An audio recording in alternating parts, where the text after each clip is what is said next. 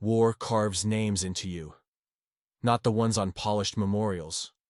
Not the ones folded into flag triangles. The other names. The ones you whisper at 3 a.m. when the ceiling fan becomes a rotor blade. The ones tattooed behind your ribs. Danny. Jenkins. Cooper. Alvarez. This is the story of the names I carry. The ones I earned in the mud. The ones I failed in the smoke. And the one that dragged me back. Into the jungle. Into the dark. To answer a question I'm afraid to ask. What if some names aren't finished with us yet? This is the names we carry. A Vietnam War story. Chapter 1. The Letter. It came on a Tuesday, a thin envelope with government print, sitting innocently between my mother's Good Housekeeping and a Sears catalog. I knew what it was even before I picked it up. Every boy my age knew what those envelopes meant in 1968. My father was at the breakfast table, coffee mug halfway to his lips when I walked in holding it. He looked at the envelope, then back to his newspaper.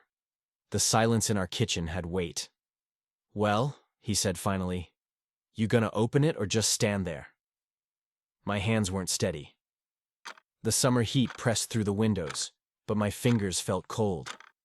I tore the seal and unfolded the single sheet of paper that would change everything. "Greetings," it began. Such a friendly word for what followed. Dad finally looked up when I set the letter on the table. He'd served in Korea. Before that, his father in the Second World War. The Mitchell men always served. It wasn't something we discussed. It just was. "It's your turn," he said quietly, eyes dropping back to his newspaper. Mom came in from the garden, wiping soil from her hands. She took one look at my face, then the paper on the table. She didn't cry. Instead, she turned to the stove and started making pancakes like it was any other morning. "When?" was all she asked. 2 weeks. My voice sounded strange in my ears. Too high. Too young. Dad folded his paper with deliberate care. "Better tell that girl of yours. Sarah." God, what would I tell Sarah? We'd been talking about maybe getting engaged after I finished my apprenticeship at the machine shop. Normal plans. Future plans. "I'll drive you to the bus station when it's time," Dad said, standing up. He squeezed my shoulder as he passed, the closest thing to affection he'd shown me in years. "You'll do fine." I didn't say what I was thinking. That fine wasn't what happened to Eddie Mercer when he came back missing half his face, or to the Wilson boy who came home in a flag-draped box. The clock ticked on the kitchen wall. Mom's spatula scraped against the griddle, life continuing in its ordinary rhythms while mine had just derailed. I stepped outside onto the porch, letter still clutched in my hand.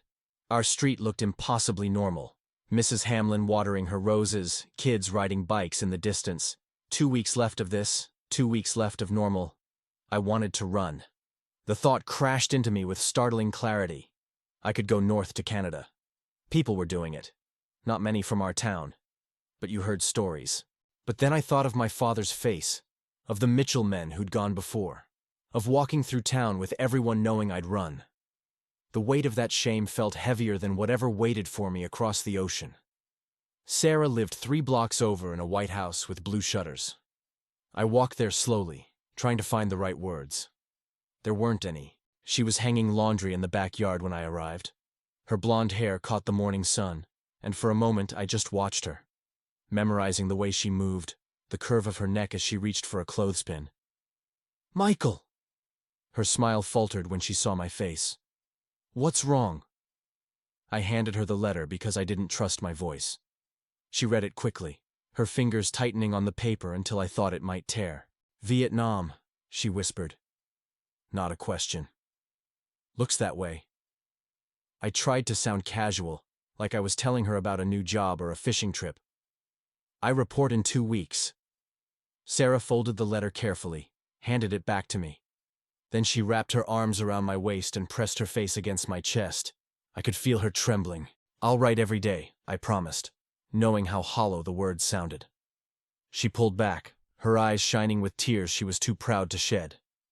"I'll be here," she said. But she didn't say she'd wait. We both noticed the difference. That night, I lay awake, staring at my ceiling, listening to the familiar sounds of home. Dad snoring from down the hall, the ticking of Mom's antique clock, the distant whistle of the 10:15 freight train. I tried to imagine what was coming. Boot camp, jungle, combat. My mind conjured images borrowed from war movies and the few news reports that showed before Dad changed the channel, muttering about political theater. In the darkness, I allowed myself one moment of pure honesty. I was terrified. The next morning, I walked into town to the draft board. I could have waited for the official notice to take me, but somehow taking this step felt better.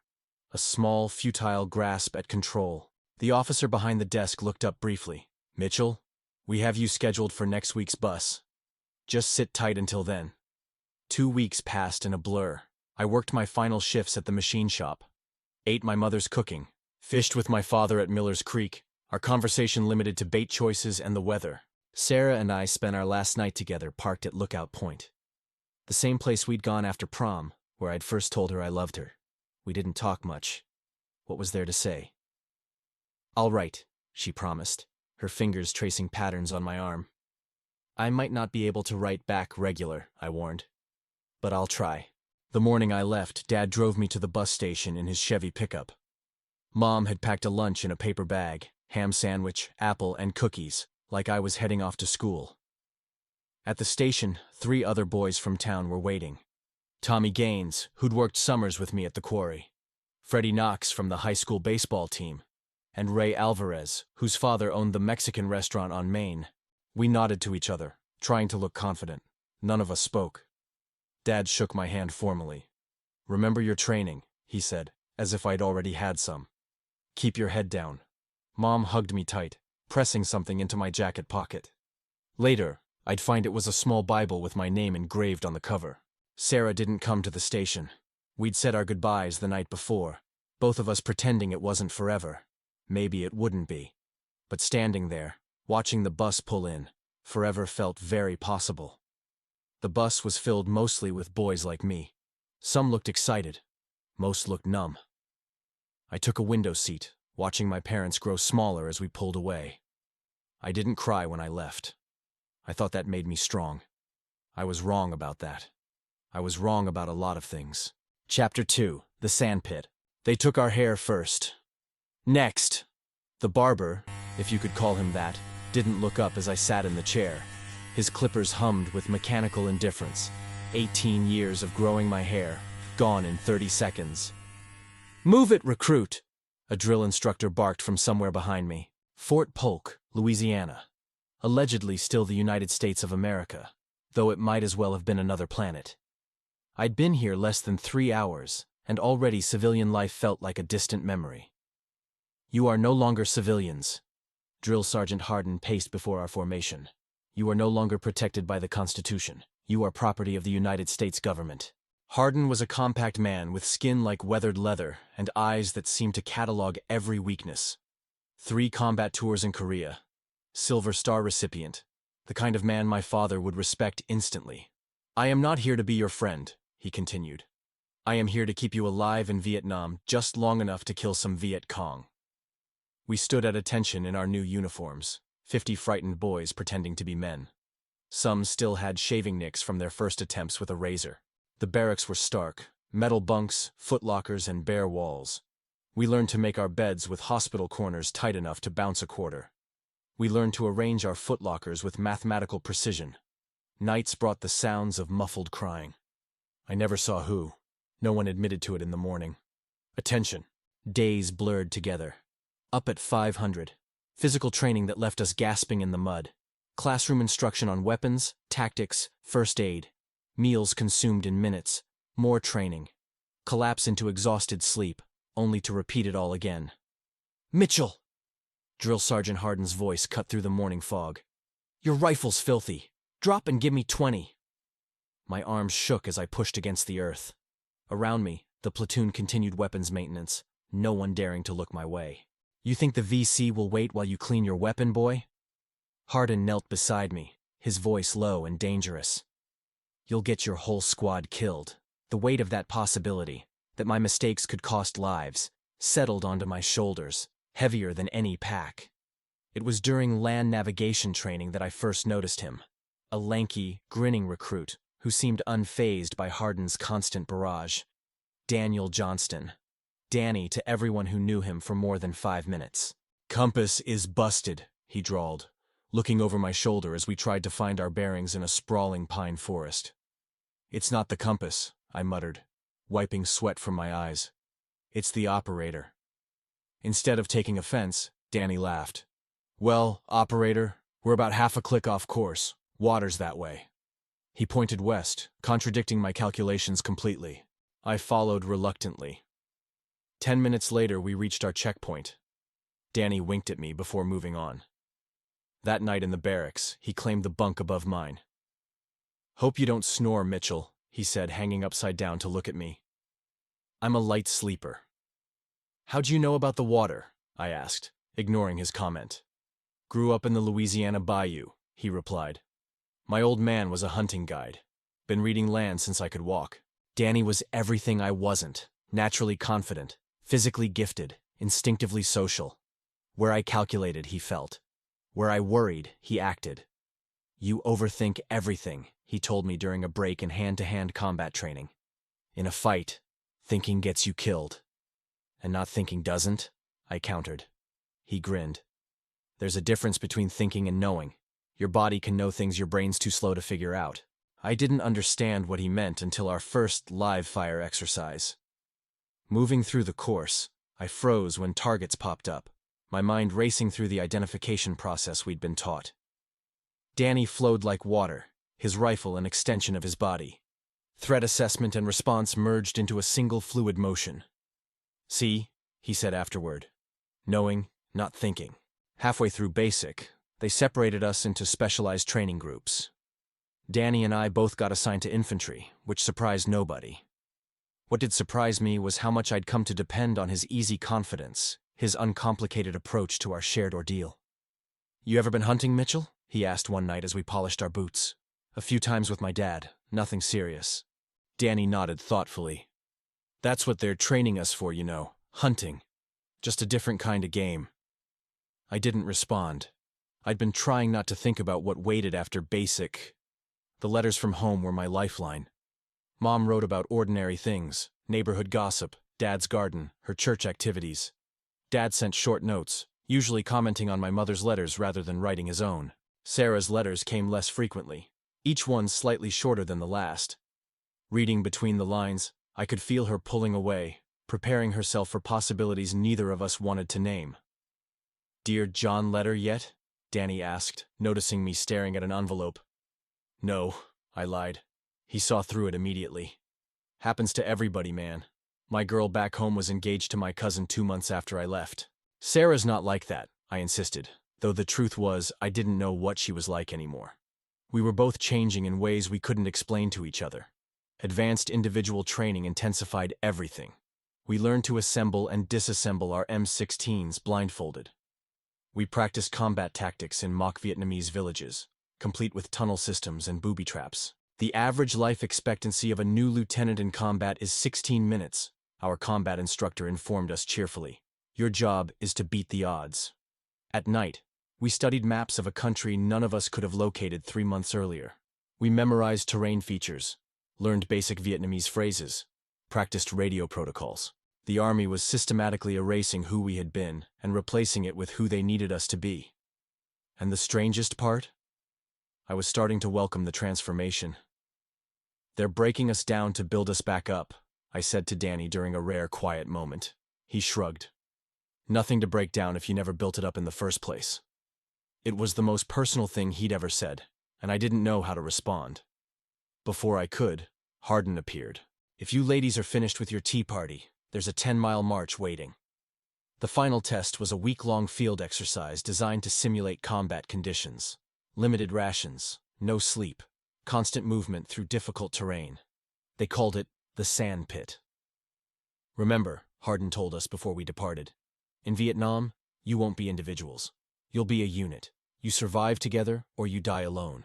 The sand pit tested everything. Our physical endurance, tactical knowledge, weapons proficiency, and most importantly, our ability to function as a team under extreme stress. By the third day, hallucinations were common. Men saw movements in the shadows, heard voices in the wind. I kept thinking I saw my father walking just ahead of our patrol, always turning a corner before I could reach him. "Stay with me, Mitchell," Danny whispered during a night movement. "Your mind's wandering." He was right. I'd nearly walked past our rally point, lost in exhaustion-induced fantasies. On the fourth day, our squad leader collapsed from dehydration. Without discussion, Danny took command, reorganizing our patrol to carry the fallen man while maintaining security. "Mitchell, point," he ordered, no longer the easygoing Bayou boy. "Anderson, Turner, Kerry Johnson, I've got rear security." I moved to the front of our formation, scanning for threats as we'd been trained. For the first time, I felt the weight of responsibility for others' lives. It was terrifying and clarifying all at once. We completed the exercise with the second-best time in the company. Hardin actually nodded at us as we staggered back to base, the closest thing to approval we'd ever received. That night, as we collapsed onto our bunks for the first real sleep in a week, Danny whispered, "We might actually survive this, Mitchell." It was the first time either of us had acknowledged the possibility that we might not. Graduation day arrived with little ceremony. We stood in formation one last time as Hardin paced before us. "Most of you will be shipping out to Vietnam within the week," he said, his voice uncharacteristically subdued. "Some of you won't come back. That's the reality." He paused before continuing. "But you're better prepared than I was my first tour. Remember your training. Trust your team. Write your mothers." It was as close to sentiment as Hardin would ever come. We understood what wasn't being said. As we prepared to leave for our next assignments, Danny approached me with his duffel slung over his shoulder. "Looks like we're heading to the same place," he said, holding up his orders. "1st Infantry Division. Big red one." Relief washed over me. The thought of facing what came next without Danny's steady presence had been my private fear. "Try not to get me killed," I replied, attempting his casual humor. He clapped me on the shoulder, suddenly serious. "We're gonna make it, Mitchell. Both of us." I wanted to believe him. I needed to believe him. In the processing center, we sat among hundreds of other newly minted soldiers, waiting for transportation to our units. The reality of our situation was sinking in. We were no longer training for war. We were going to it. "You scared?" I asked Danny, the question slipping out before I could stop it. He looked at me steadily, all pretense gone. Only a fool wouldn't be. "What about all that confidence? The knowing, not thinking stuff?" Danny's smile was different now. Older somehow. "That's how you manage the fear, Mitchell. You don't let it go away. You make it work for you." As our flight was called, I realized something fundamental had changed. They'd shaved off my hair, but they had cut deeper than that. They'd reached inside and rearranged who I was. Whether that would keep me alive remained to be seen. Chapter 3. Welcome to Vietnam. The heat hit first. Not the gentle summer warmth of home, but a physical force that pressed against my skin like wet concrete. The air itself seemed to resist breathing. "Holy hell," someone behind me muttered as we descended the aircraft steps. "It's like walking into a damn sauna." Tan Son Nhut Air Base, Republic of Vietnam, August 1966. The tarmac shimmered with heat mirages, distorting the rows of helicopters and transport planes that stretched into the distance. Danny nudged me. "Look alive, Mitchell." Reception committee at 2 o'clock. A group of soldiers was watching our arrival from the shade of a nearby hangar. Their uniforms were faded, their faces weathered. Veterans. They measured us with expressionless eyes as we formed up in ragged ranks. "Fresh meat," one called out, just loud enough to hear. A captain with a clipboard appeared, sunglasses reflecting our uncertain faces. "Welcome to Vietnam, gentlemen. I'm Captain Reynolds, your processing officer. Follow me." We shuffled after him into a corrugated metal building that amplified the heat instead of relieving it. Inside, long tables were staffed by bored clerks processing the endless stream of replacements. "Name?" a corporal asked without looking up. "Mitchell. Michael J. Private First Class. Serial number RA185467009. He stamped several forms, then handed me a stack of paperwork. "Next station." The processing took hours. Equipment issue, medical screening, security briefing. By the time we finished, night had fallen. bringing little relief from the heat. "1st Infantry Division people over here," a sergeant called. About 20 of us separated from the larger group, Danny and I among them. "You're shipping out to Like in the morning," the sergeant informed us. "That's Big Red 1 territory, about 40 clicks north of Saigon. Until then, you're in transient barracks. Building C." The barracks were long, open-bay affairs with double-decker bunks and ceiling fans that stirred the hot air without cooling it. Most of us collapsed onto empty bunks without bothering to unpack. Sleep proved elusive. Strange sounds filtered through the thin walls.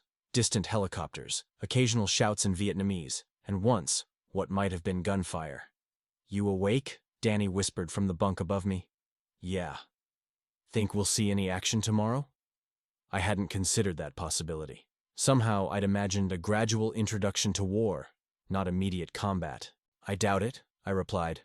"Probably more processing, getting to know the unit." Danny's face appeared, hanging upside down from the top bunk. "Nervous?" "No," I lied. His grin flashed white in the darkness.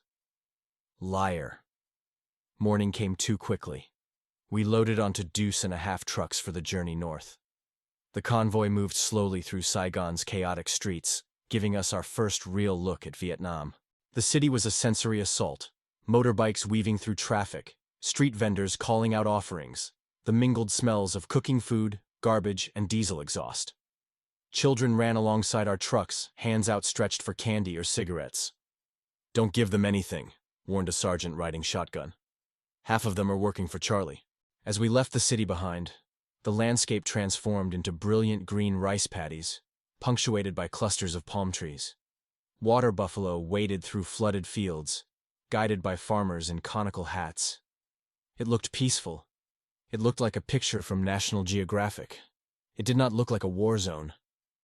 "Beautiful country," I commented. The sergeant snorted. "Wait till you see what's hiding in all that pretty green." About an hour into the journey, the convoy slowed, then stopped. Word passed back that engineers were checking the road ahead for mines. We waited in the sweltering heat, watching the tree line with newfound wariness.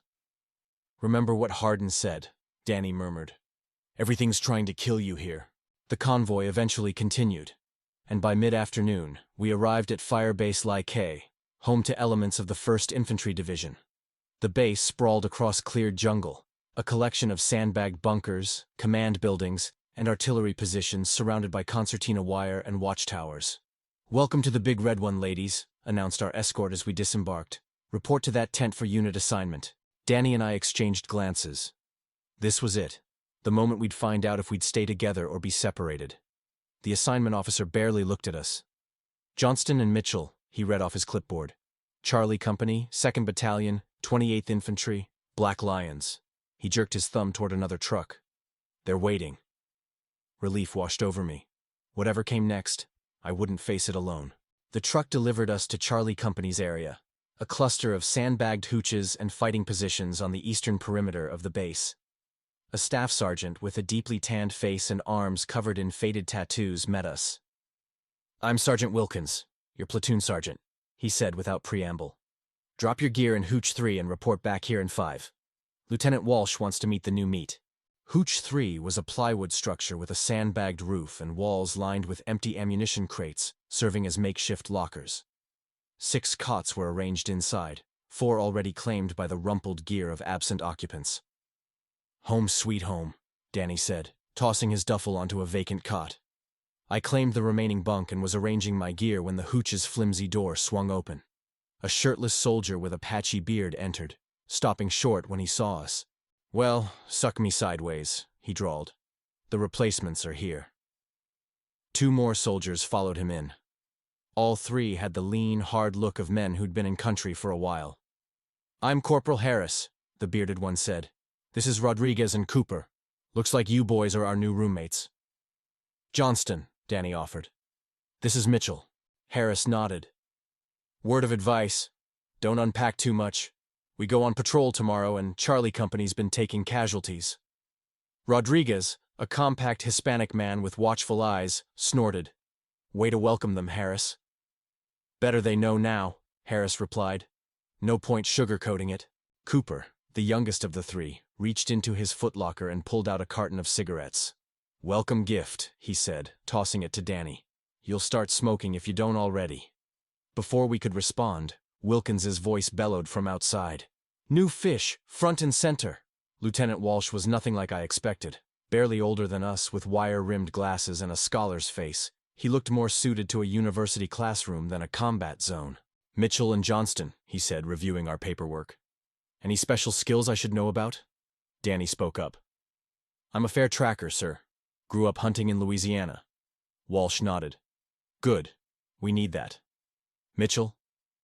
I hesitated. "I worked in a machine shop back home. Good with mechanical things, I guess." "Make friends with our company mechanic," Walsh advised. "Always need someone who can keep the equipment running." He set down our files. "Questions?" Danny asked what I was thinking. "When do we start operations, sir?" 0500 tomorrow, Walsh replied. "Search and destroy mission in the rubber plantation east of here. Standard patrol. Should be routine." The casual way he said it, like he was describing a training exercise rather than actual combat, made my stomach tighten. After the briefing, Wilkins took us to the supply tent where we were issued additional equipment.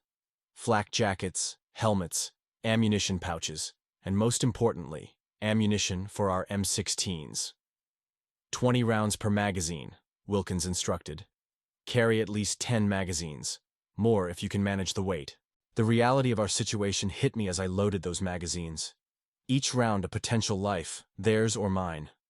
That evening, we ate in the company mess, powdered eggs and ham despite it being dinner time. The food was terrible, but I was too nervous to care much about taste. Harris's group adopted us, showing us around the firebase, where to shower, cold water only. The perimeter positions, the aid station. Cooper pointed out a group of men playing cards under a canvas awning. "Those guys were in the Aya Drang last year," he said with unmistakable respect. "Real hardcore. Half their company got wiped out." The veterans had a shorthand way of talking about combat that was impossible to decipher.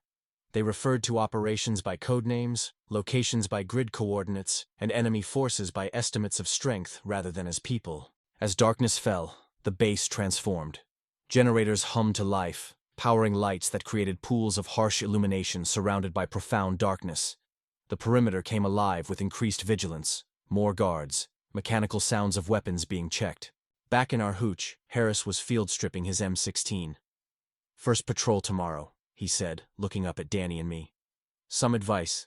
Stay in formation, keep interval, watch your footing, and everyone's sake. Don't bunch up if we take fire." Rodriguez was writing a letter by flashlight. "Also," he added without looking up, "change your socks whenever we stop. Foot rot will mess you up faster than Charlie." Cooper just grinned. "And don't get shot." Danny laughed, breaking the tension. "That the extent of your tactical wisdom?" "Pretty much," Cooper admitted. "Been working for me so far." I tried to sleep that night, knowing I needed rest before my first patrol. But my mind raced with 1,000 questions and fears. What would combat actually be like? Would I freeze? Would I run? Would I die? Sometime past midnight, I heard Danny's voice from the neighboring cot. "Mitchell, you good?" "Yeah," I whispered. "Just thinking." "Stop it," he advised. "Get some sleep." "What if—" I started. "No what ifs," he cut me off. "Deal with tomorrow when it comes." Morning arrived with the muffled sound of movement. Soldiers preparing for patrol in near darkness. I dressed quickly, securing my equipment with hands that weren't quite steady. Outside, the company was forming up in the pre-dawn gloom. Lieutenant Walsh moved among the platoons, checking equipment and conferring with squad leaders. Sergeant Wilkins assigned us positions. Danny as point man for our squad, me in the middle of the formation. I wasn't sure if it was a vote of confidence in Danny's tracking skills or a way to keep the new guy where he could be watched. As first light crept across the sky, we moved out through the firebase's eastern gate and into the jungle beyond. The world outside the wire was immediately different. Every sense heightened, every movement deliberate. The rubber plantation appeared after an hour's march, eerily uniform rows of trees stretching into the distance, their pale trunks scarred from tapping. The ground beneath was relatively clear, making movement easier but leaving us exposed. Nothing happened for the first 2 hours. We patrolled in silence broken only by hand signals and the occasional whispered command. The heat built steadily, and soon my uniform was soaked with sweat. Then Danny raised his fist, the signal to halt. The entire patrol froze. Sergeant Wilkins moved forward to confer with him. I couldn't hear their conversation, but I saw Danny pointing to disturbed earth ahead. A moment later, Wilkins was gesturing us off the path. "Possible mine," Rodriguez whispered as he passed me. "Good catch by your buddy." The combat engineers were called forward to investigate. They worked methodically, eventually uncovering a crude pressure-triggered device. After disarming it, we continued, now moving with even greater caution. Around noon, we reached a small village nestled among the rubber trees. Women worked in gardens while children played in the dusty central area. Old men sat in the shade, watching our approach with expressionless faces. "Standard procedure," Wilkins explained as we set up a perimeter. "Search the village, check IDs, look for weapon caches or tunnels." The villagers submitted to our presence with practiced passivity. They'd done this before, probably many times. The women averted their eyes. The children stared openly. The old men watched with gazes that had seen too much of war. I was assigned to guard duty, while others searched the huts. Standing there, rifle at the ready, I felt acutely aware of the absurdity of my position.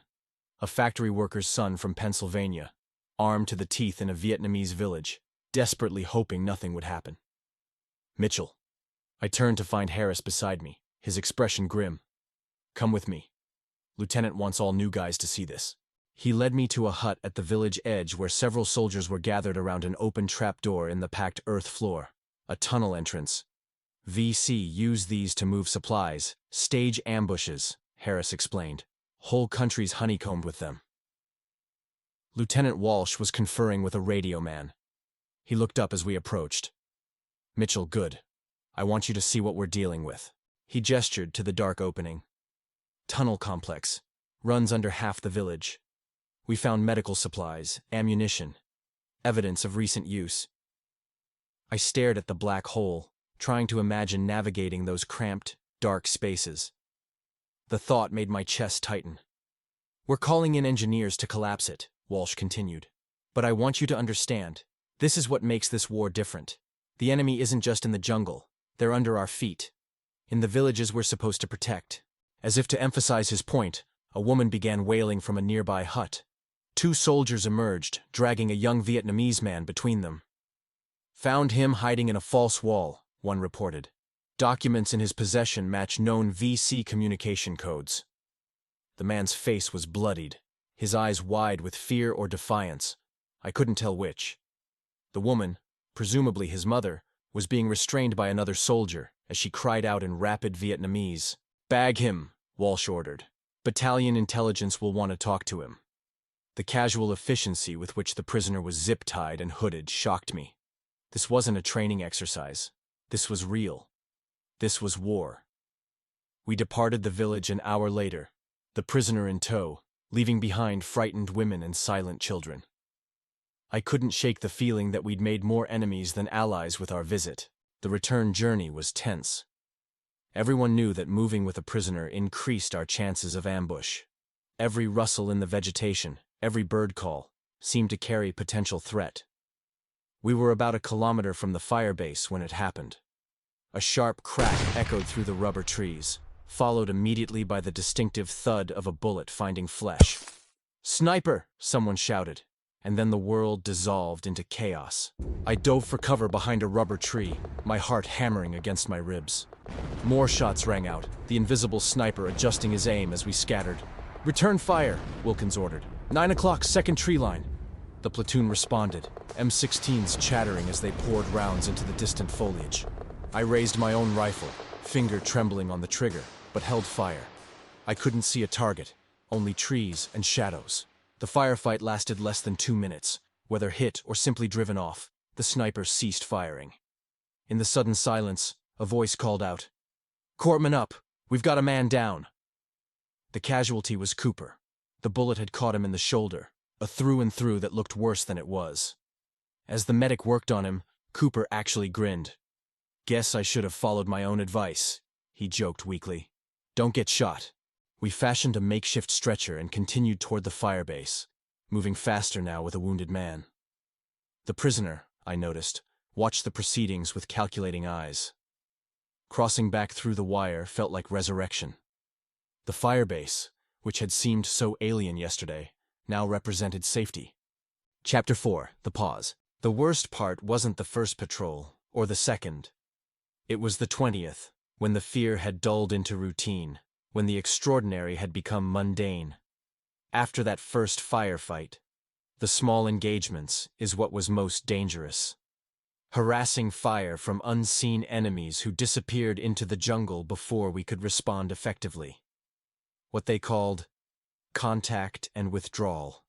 Enough to keep us alert, not enough to qualify as major combat, but enough to change us. You're not the same tight ass who got off that plane, Harris told me one night as we sat cleaning our rifles. 3 months in country had given me a patina of veteran status, though the real old-timers still considered me new. Thanks, I said, uncertain if it was a compliment. Wasn't praise, Harris replied, but his tone lacked edge. Just fact. Vietnam changes everybody. Question is what it changes you into. I thought about that as I finished reassembling my weapon. What was I becoming? The machine shop worker from Pennsylvania seemed like a character I'd read about in someone else's story. That Michael Mitchell wouldn't recognize this one. Leaner, harder, with calloused hands that no longer hesitated before squeezing a trigger. Danny had changed too, though differently. Where I had grown quieter, he'd become more talkative, spinning increasingly elaborate tales about what he'd do when he got home. A defense mechanism, Rodriguez called it. A way of reminding himself that there was a life waiting beyond the wire. Gonna open a fishing charter business, Danny announced during a lull in a 3-day patrol near the Cambodian border. Big boat, cold beer, rich tourists who tip well. You don't know nothing about boats, Cooper pointed out, his shoulder long since healed. I'll learn, Danny grinned. How hard can it be? Float, drive, fish, drink. Beats humping through this jungle. Lieutenant Walsh, overhearing as he checked our positions, allowed himself a rare smile. Put me down for your first charter, Johnston. You got it, LT, Danny said. Discount for NAM vets. Half price if you bring your own beer.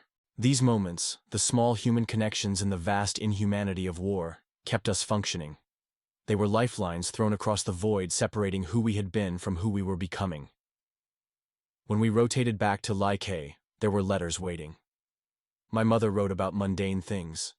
Dad's garden, church activities, local gossip.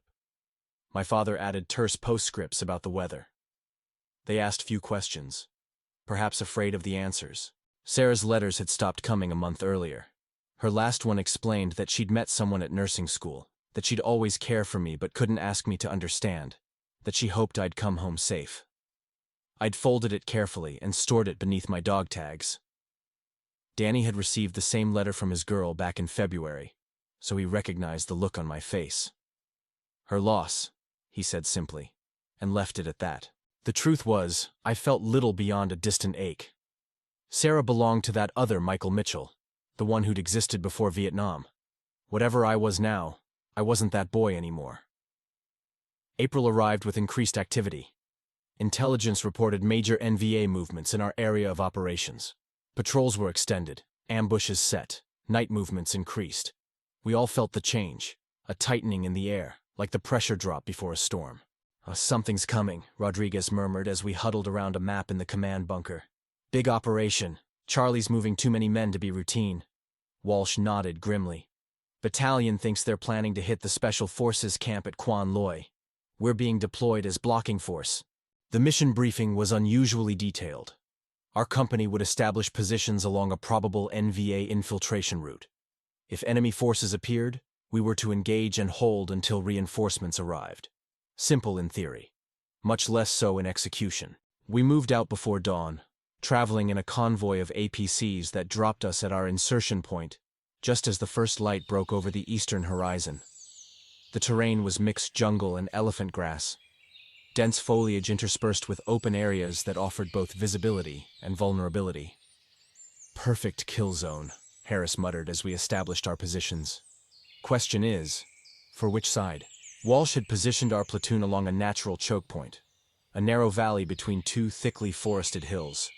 Each squad covered a different sector, with overlapping fields of fire designed to catch any force moving through the area. By mid-morning, the heat had become oppressive. Insects buzzed in clouds around our sweat-soaked faces. The jungle breathed around us, a living entity with its own rhythms and intentions. Danny was uncharacteristically quiet as he scanned the tree line through his binoculars. "See something?" I asked, crawling up beside him. "Not sure," he admitted. "Movement about 300 meters out, but could be monkeys." I peered in the direction he indicated, but saw only the gentle swaying of vegetation in the breeze. Danny had better eyes than most, a gift from his hunting days that had saved us more than once. "I'll tell Wilkins," I said, backing away from our concealed position.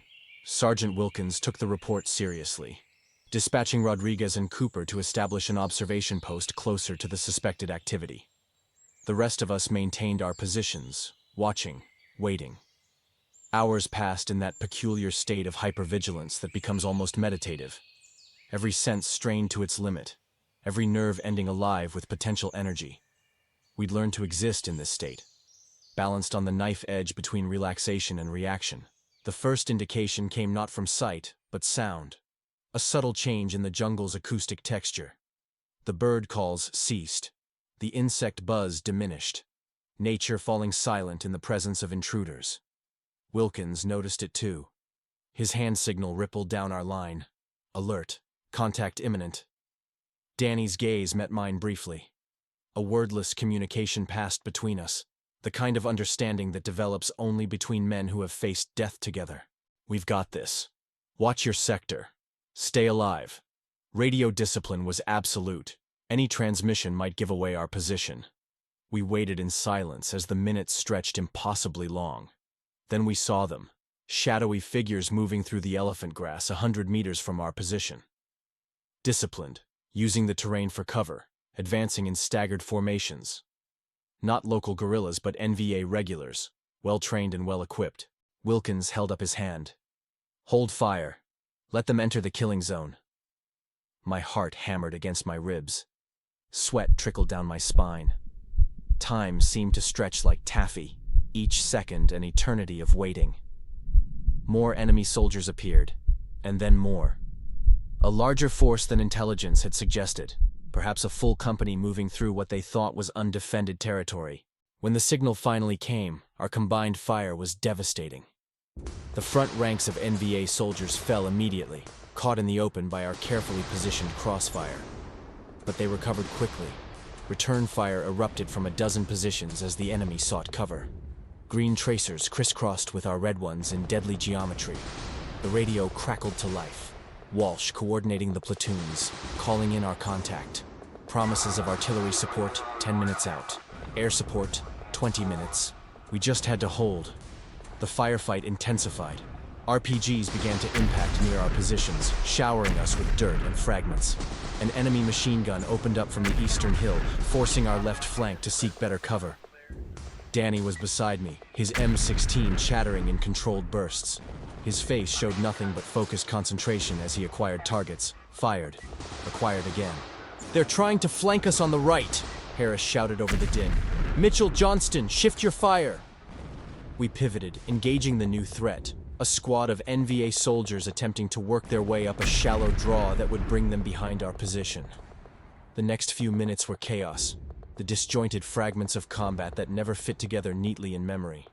The metallic taste of fear, the sharp crack of passing bullets, the distinct thump when a round finds flesh. Cooper went down first, a bullet catching him in the thigh as he moved between positions. Rodriguez was hit moments later, a round through his helmet that somehow left only a bloody furrow across his scalp instead of killing him outright. And still the enemy came, pressing the attack with a determination born of superior numbers and the knowledge that retreat meant certain death. "Reinforcements 5 minutes out," Walsh's voice reported over the radio. "Hold position." Easier said than done. Our right flank was crumbling under the sustained assault. If the NVA broke through there, they'd roll up our entire line. "Mitchell!" Wilkins appeared beside me, blood streaming from a cut above his eye. "Take Johnston and 4 men. Reinforce the right. Move." We scrambled through our own lines, keeping low as bullets snapped overhead. The designated position was a slight rise that offered good fields of fire, but little cover. Nothing but fallen logs and the uneven ground itself. Harris was already there, along with 2 replacements who'd arrived just a week earlier. Their wide eyes betrayed their youth, their inexperience. "About time," Harris growled. "They're coming up that draw in waves. We stop them here or we're all dead." Danny took charge immediately, positioning us to create interlocking fields of fire. "Short bursts," he instructed the new men. "Aim for center mass. Don't waste ammunition." The attack came moments later, a dozen NVA soldiers rushing our position behind a barrage of covering fire. We met them with everything we had, our M16s on full auto despite Danny's instructions. The sheer volume of fire stopped the assault cold, bodies crumpling in the elephant grass. But there were more behind them. Always more. "Reloading!" I shouted, dropping an empty magazine and slamming a fresh one home. The second wave seemed to materialize from the very earth, erupting from hidden positions we hadn't detected. They were closer this time, close enough to see their faces, to make out individual features. One of the replacements went down screaming, clutching his stomach where an AK round had torn through him. Harris swore viciously, dragging the wounded man behind the minimal cover of a fallen tree while still firing one-handed. Danny and I maintained our position, shoulder to shoulder, our rifles growing hot from sustained fire. We'd done this dance before, the deadly choreography of combat where each man covers the other, moves when the other moves, breathes when the other breathes. Then I saw it, a flicker of movement in my peripheral vision. An NVA soldier had worked his way around our flank, emerging from thick vegetation not 20 meters away. His AK-47 was raised, aiming directly at Danny's exposed side. Time slowed to a crawl. I knew I should swing my rifle toward the threat, knew I should fire immediately. Every training exercise, every combat drill, every instinct screamed at me to act, but I hesitated. It was the briefest of moments, less than a heartbeat, less than a breath. A microscopic eternity where doubt froze my muscles and clouded my mind. Is that really a soldier? Is he really aiming at Danny? Am I sure? The questions flashed through my consciousness with devastating speed, paralyzing me in that crucial instant when action meant life and inaction meant death. I saw the NVA soldier's finger tighten on his trigger, saw the muzzle flash, heard the distinctive report of the AK-47. And then Danny was spinning, falling, his chest blooming red where the rounds had torn through him. My hesitation evaporated in a surge of rage and horror. I turned and emptied my magazine into the enemy soldier, watching him jerk and collapse as my rounds found their mark. But it was too late. "Man down!" I screamed, dropping to my knees beside Danny. "Medic! We need a medic here!" Blood bubbled from the corner of Danny's mouth as he gasped for air. His eyes found mine, wide with shock and something worse. Understanding. "Mitchell," he whispered, his voice a wet rasp. "You saw him." Not an accusation. A statement of fact. He knew. He'd seen me freeze. "Hang on," I pleaded, pressing my hands against the wounds in a futile attempt to stem the bleeding. "Medic's coming. Just hang on." But even as I said it, I knew. The wounds were too severe, the damage too extensive. No medic could fix what those high-velocity rounds had done to Danny's chest. He gripped my wrist with surprising strength. "Not your fault," he managed, blood flecking his lips. "Combat happens. Don't talk," I urged him. "Save your strength." A ghost of his familiar grin flickered across his face. "Tell them." I didn't feel anything. His eyes locked on mine, suddenly intense. "Promise."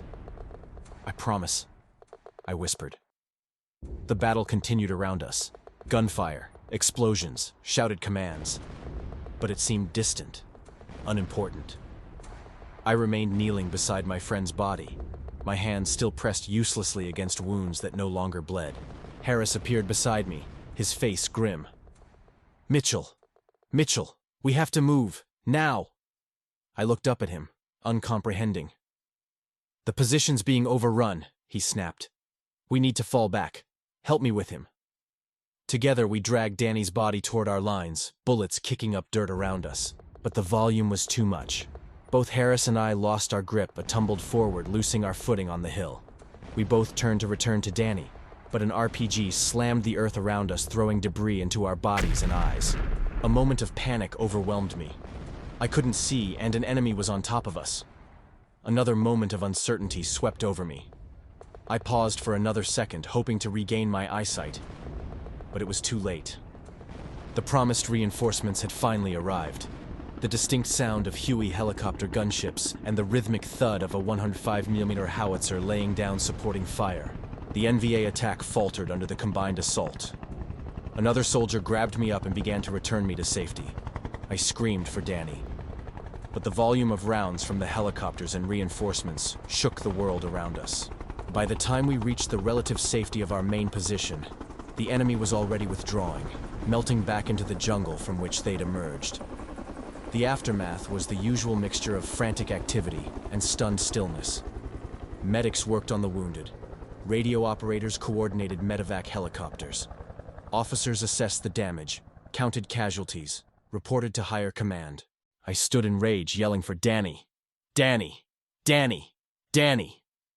Another soldier placed his hand over my mouth and pushed me to the ground. I sat apart, Danny's blood drying on my hands and uniform.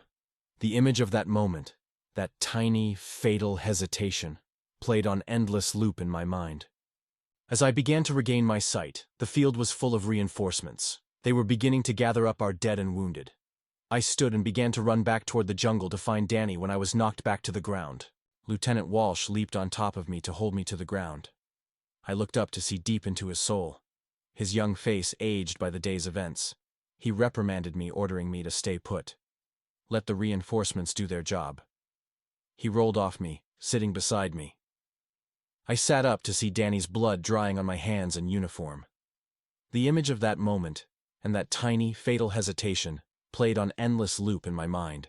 Johnston was a good soldier, he said finally.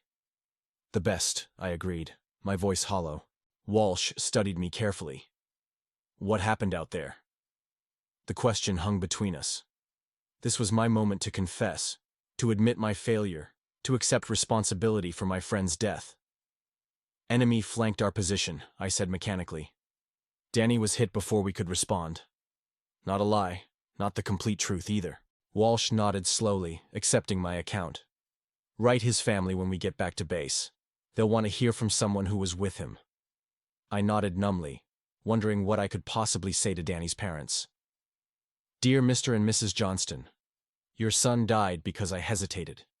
Because in the moment it mattered most, I froze. The letter I eventually wrote contained none of that. It spoke of Danny's courage, his skills, his popularity among the men.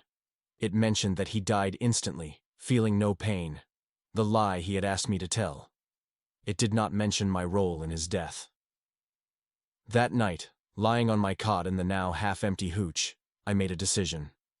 I would write to Danny every night for the rest of my tour.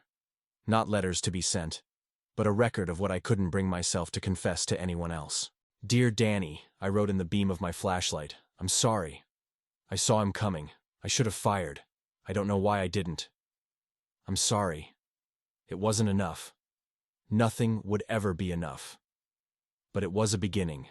The first halting step on a long journey toward an absolution I wasn't sure I deserved. In the months that followed, I accumulated names, a growing list of the dead that began with Daniel Johnston. Some were friends, some were strangers. All were added to my private litany, a rosary of remembrance I recited in the dark hours when sleep wouldn't come. I never hesitated again.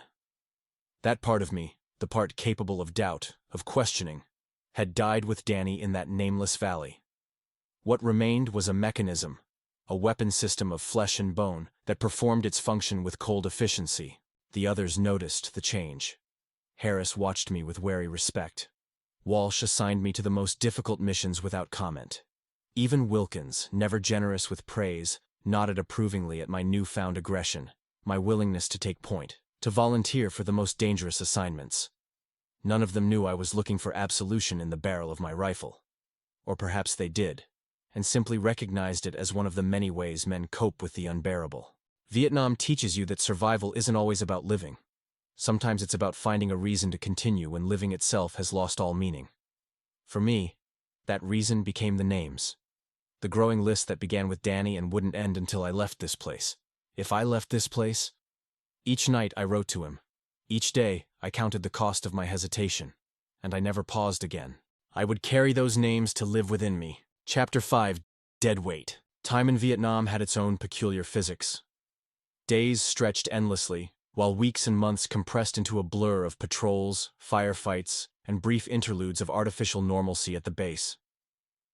By September, I'd been in country 7 months. It felt like 7 years, or 7 minutes. Both somehow true. Danny had been dead 154 days. I knew this with precision because I'd marked each one in my journal, the cheap notebook where I wrote my nightly confessions to a ghost. Dear Danny, Rodriguez rotated home today. Big ceremony, everyone slapping his back, promising to look him up stateside. He looked happy. Scared too, though he wouldn't admit it. What's he going back to? Who is he now? I've been thinking about what you said that night about knowing versus thinking. I think I understand now. My body knows things my mind doesn't want to. Like how to tell from the sound where a mortar will land, or which rustle in the jungle means danger, and which is just wind. Is that what you meant? Or am I still missing something important? I miss your laugh, man. No one laughs here anymore. I closed the notebook and tucked it into my rucksack.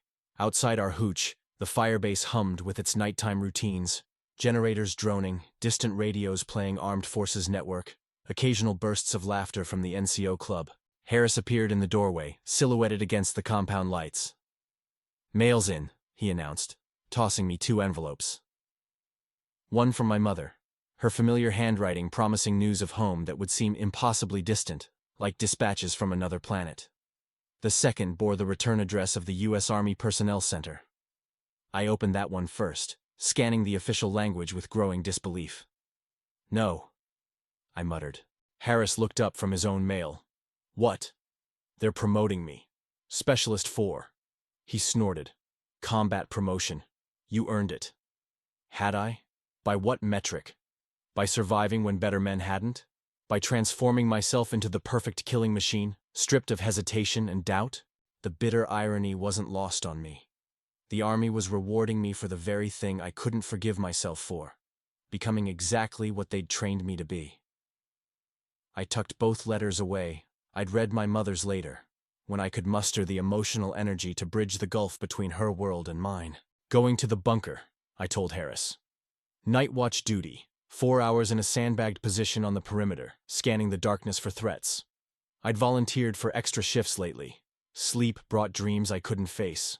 The bunker was a crude structure of timbers, sandbags, and corrugated metal. It offered a clear field of fire toward the jungle, and contained the basic necessities. A field telephone, a case of fragmentation grenades, an M60 machine gun with several belts of ammunition and a stack of illumination flares. I settled in beside Private Miller, a replacement who'd arrived after Danny's death. He was young, we were all young, but he seemed even more so, with a round face that looked like it had never needed shaving before the Army issued him a razor. Anything? I asked, adjusting my helmet. All quiet. Lieutenant says intelligence reports minimal activity in the area tonight. Intelligence reports. I'd learned to take those with several grains of salt. Intelligence hadn't predicted the force that had killed Danny, hadn't warned us about the ambush that had cost us 3 men last month, hadn't foreseen any of the real dangers we'd faced. We maintained our vigil in companionable silence. Miller was one of the few new men I could tolerate. He didn't ask questions, didn't try to draw me out with conversation about home or girls or what I planned to do after the war. He simply did his job and respected the walls I'd built around myself. The night passed slowly. Occasional flares cast their harsh light over the perimeter wire, transforming the familiar landscape into an alien terrain of sharp shadows and ghostly illumination. Each time, my eyes searched for movement, for any sign of the enemy who was always there, even when we couldn't see them. When my shift ended, I didn't return to the hooch. Instead, I made my way to the small memorial the company had erected. This had become my ritual, these private vigils when the base was at its quietest, just before dawn. I'd stand before the memorial, silently reciting the names I carried within me. Not praying. I'd left belief behind somewhere in the jungle, but remembering. Witnessing. You shouldn't torture yourself. The voice startled me. I turned to find Lieutenant Walsh standing a few paces away, his lean face gray in the pre-dawn light. "Sir, Johnston," he clarified, nodding toward the memorial. "It wasn't your fault." A cold sensation spread through my chest. Did he know? Had he somehow discovered the truth I'd hidden all these months? "I read your report," Walsh continued. "Enemy had flanking position. No way you could have spotted him earlier." Relief mingled with shame. He didn't know. He was trying to absolve me of a generic guilt, not the specific failure that haunted my nights. "Yes, sir," I managed. Walsh studied me with eyes that had seen too much for their years. "You're a good soldier, Mitchell. One of my best. But you're carrying too much weight." I remained silent. What could I say? That he was right? That I was drowning under the weight of names and faces and moments I couldn't change? "When's your R&R?" he asked, changing tactics. "Haven't taken it yet, sir." He frowned. 8 months in country and no R&R? That stops now. I'm putting you on the manifest for next week. Bangkok. I started to protest but fell silent at his raised hand. "That's an order, specialist," he said, emphasizing my new rank. 5 days minimum. Get drunk. Find a woman. Do whatever you need to remember you're still human. Human. The word struck me like a physical blow. Was I still human? Or had I become something else? A weapon, a machine, a monument to my own failure? "Yes, sir," I said finally. "Thank you." Walsh nodded, satisfied. "Get some rest. Operation briefing at 0900. I watched him walk away, struck by the realization that he carried his own invisible weight, the burden of command, of sending men like me into harm's way, of writing the letters when we didn't come back. Different weights, different guilts, but weight nonetheless. The next week flew by, and before I knew it, I was in Bangkok. This place was a sensory assault after the ordered discipline of military life. Colors too bright, smells too strong, sounds too chaotic. I spent my first day wandering the streets in a daze, overwhelmed by the simple fact of civilian existence. People living ordinary lives untouched by war. I did as Walsh had suggested. Found alcohol, found women. None of it touched the core of ice that had formed within me. None of it granted the absolution I couldn't give myself. On the third day, I found a small temple tucked away from the tourist areas. I wasn't seeking spiritual guidance. That door had closed for me long ago. But something about the quiet dignity of the place, the ancient stillness at its center, drew me in. An elderly monk approached as I stood contemplating a statue of Buddha. His face was a map of wrinkles, his eyes kind but knowing. "American soldier," he said in heavily accented English. Not a question. I nodded. "Vietnam," he continued. Again I nodded. The monk studied me with disconcerting intensity. "You carry many ghosts." Something broke inside me then. A dam holding back emotions I'd refused to acknowledge. I sank onto a stone bench, suddenly unable to support my own weight. The monk sat beside me, his presence oddly comforting despite his unsettling perception. "I let someone die," I confessed, the words tasting strange after so long unspoken. "I could have saved him." I hesitated. "Ah," the monk said, as if I'd confirmed a suspicion.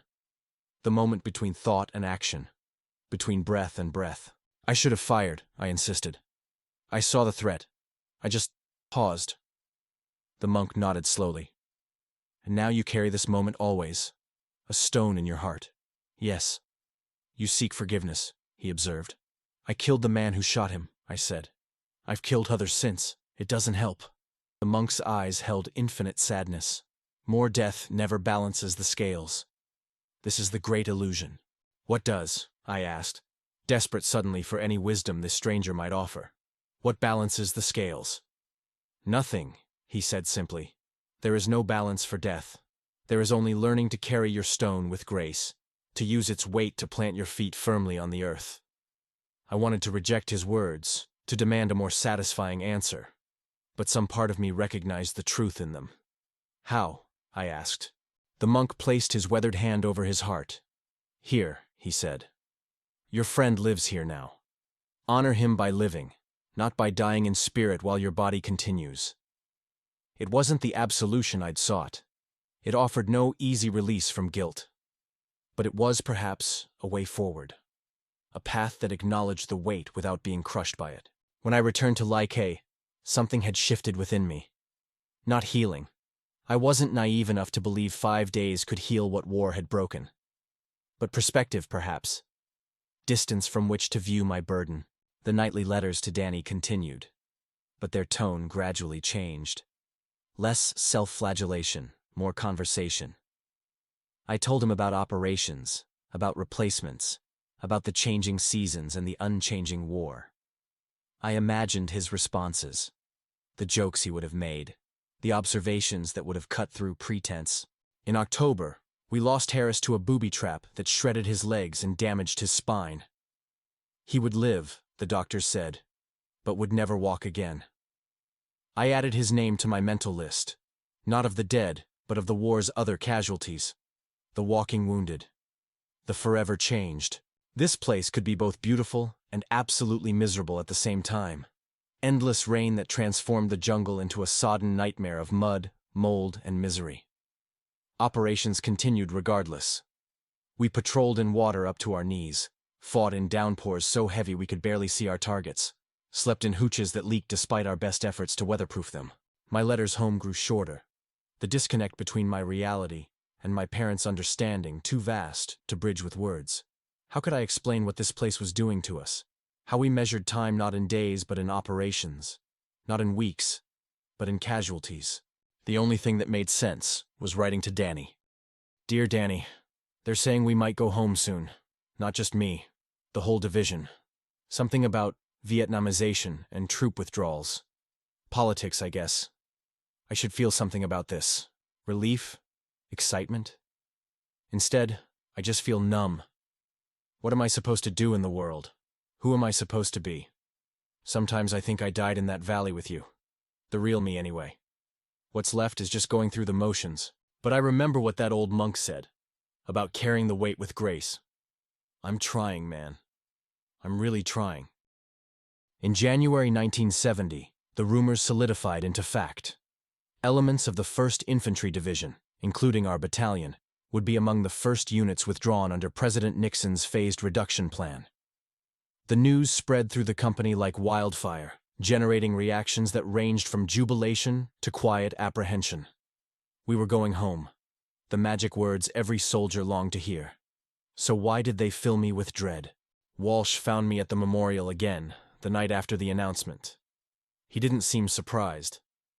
Still standing your private vigil, he observed. Old habits, I replied. You've done your time, Mitchell. Above and beyond. 2 Bronze Stars, Combat Infantry Badge, medals meant to recognize valor, service, sacrifice, medal and ribbon that somehow were supposed to justify or compensate for all we'd lost. What will you do when you get back? Walsh asked. The question had been circulating through the hooch, through the mess hall, through every gathering of men suddenly confronted with a future they'd stopped imagining.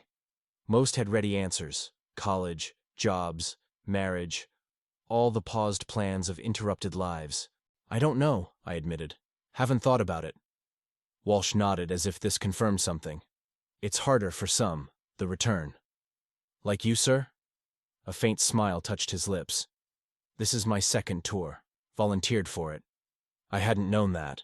Had assumed, like most of us, that officers served their time and moved on to staff positions, to careers building on their combat experience. Why? I asked before I could stop myself. Walsh's gaze drifted toward the darkened jungle beyond our wire. Because I understand this, he said simply. The rules make sense here. Kill or be killed. Protect your men. Complete the mission. I nodded toward the imaginary world we all referenced.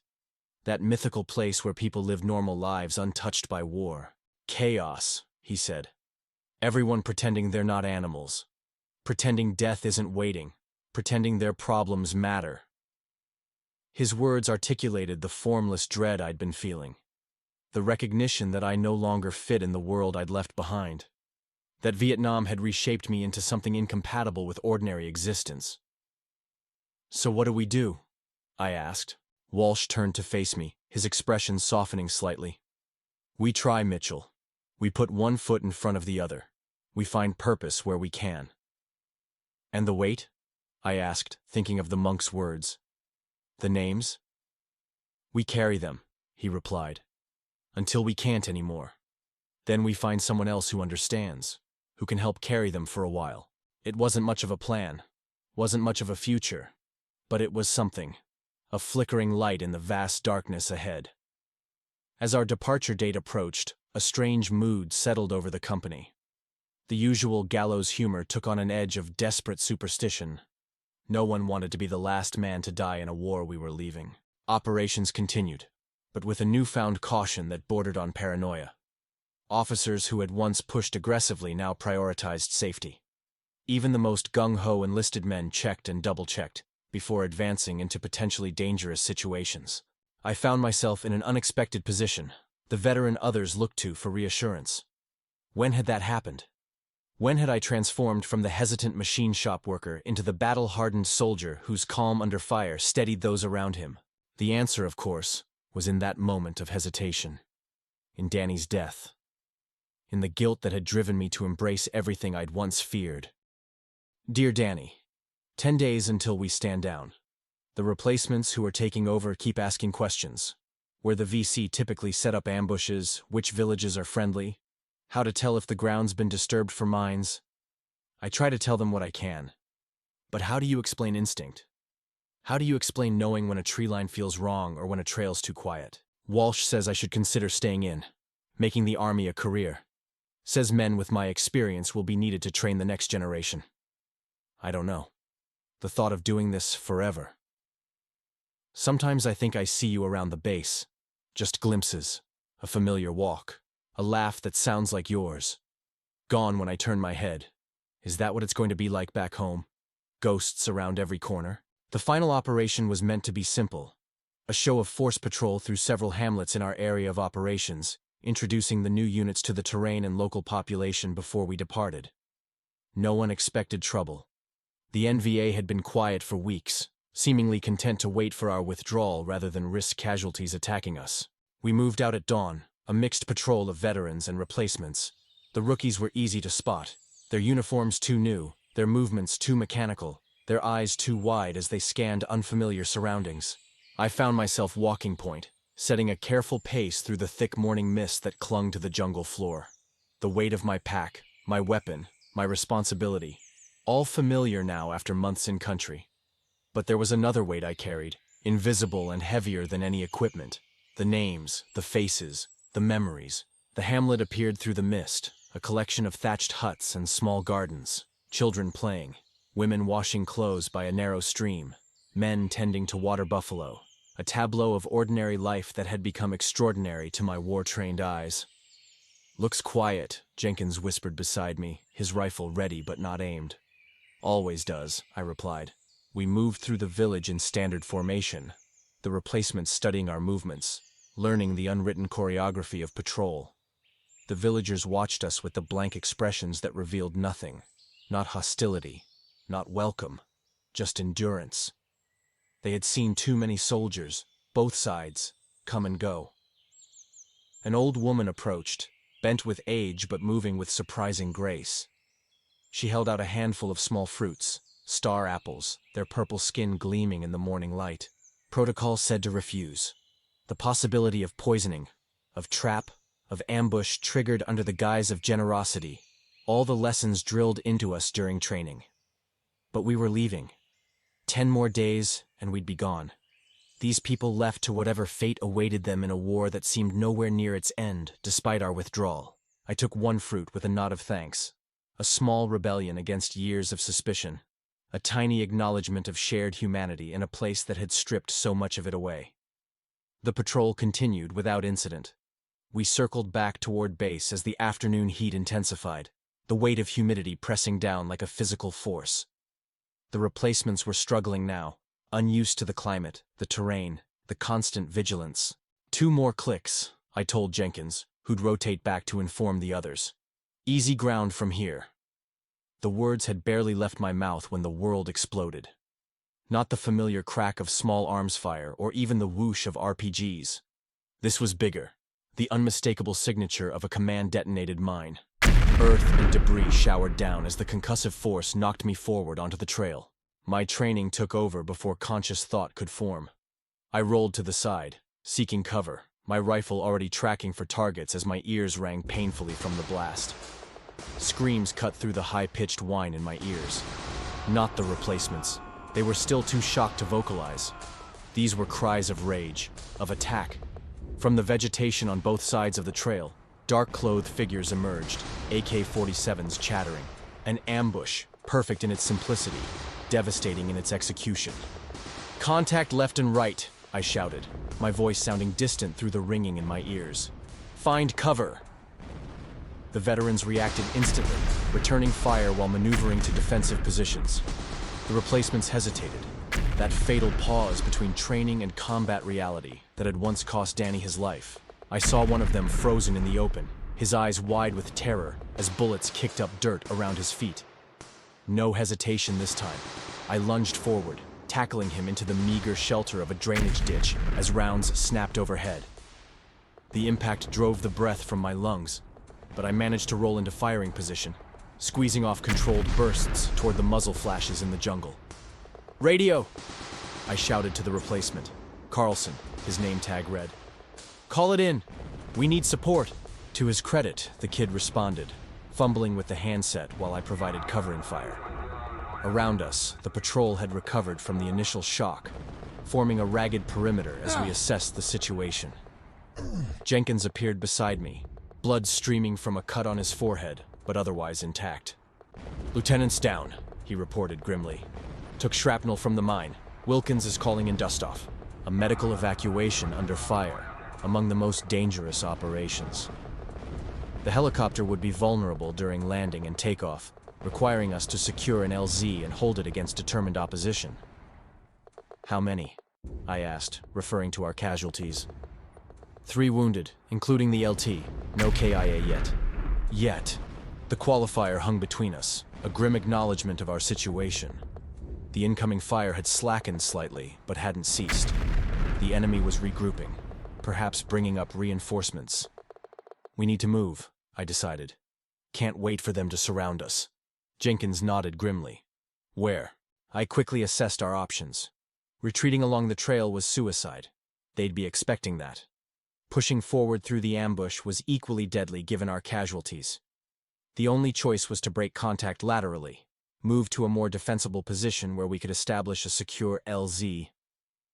That rise, I pointed to a small hill about 300 meters east of our position. High ground, less vegetation for them to use as cover.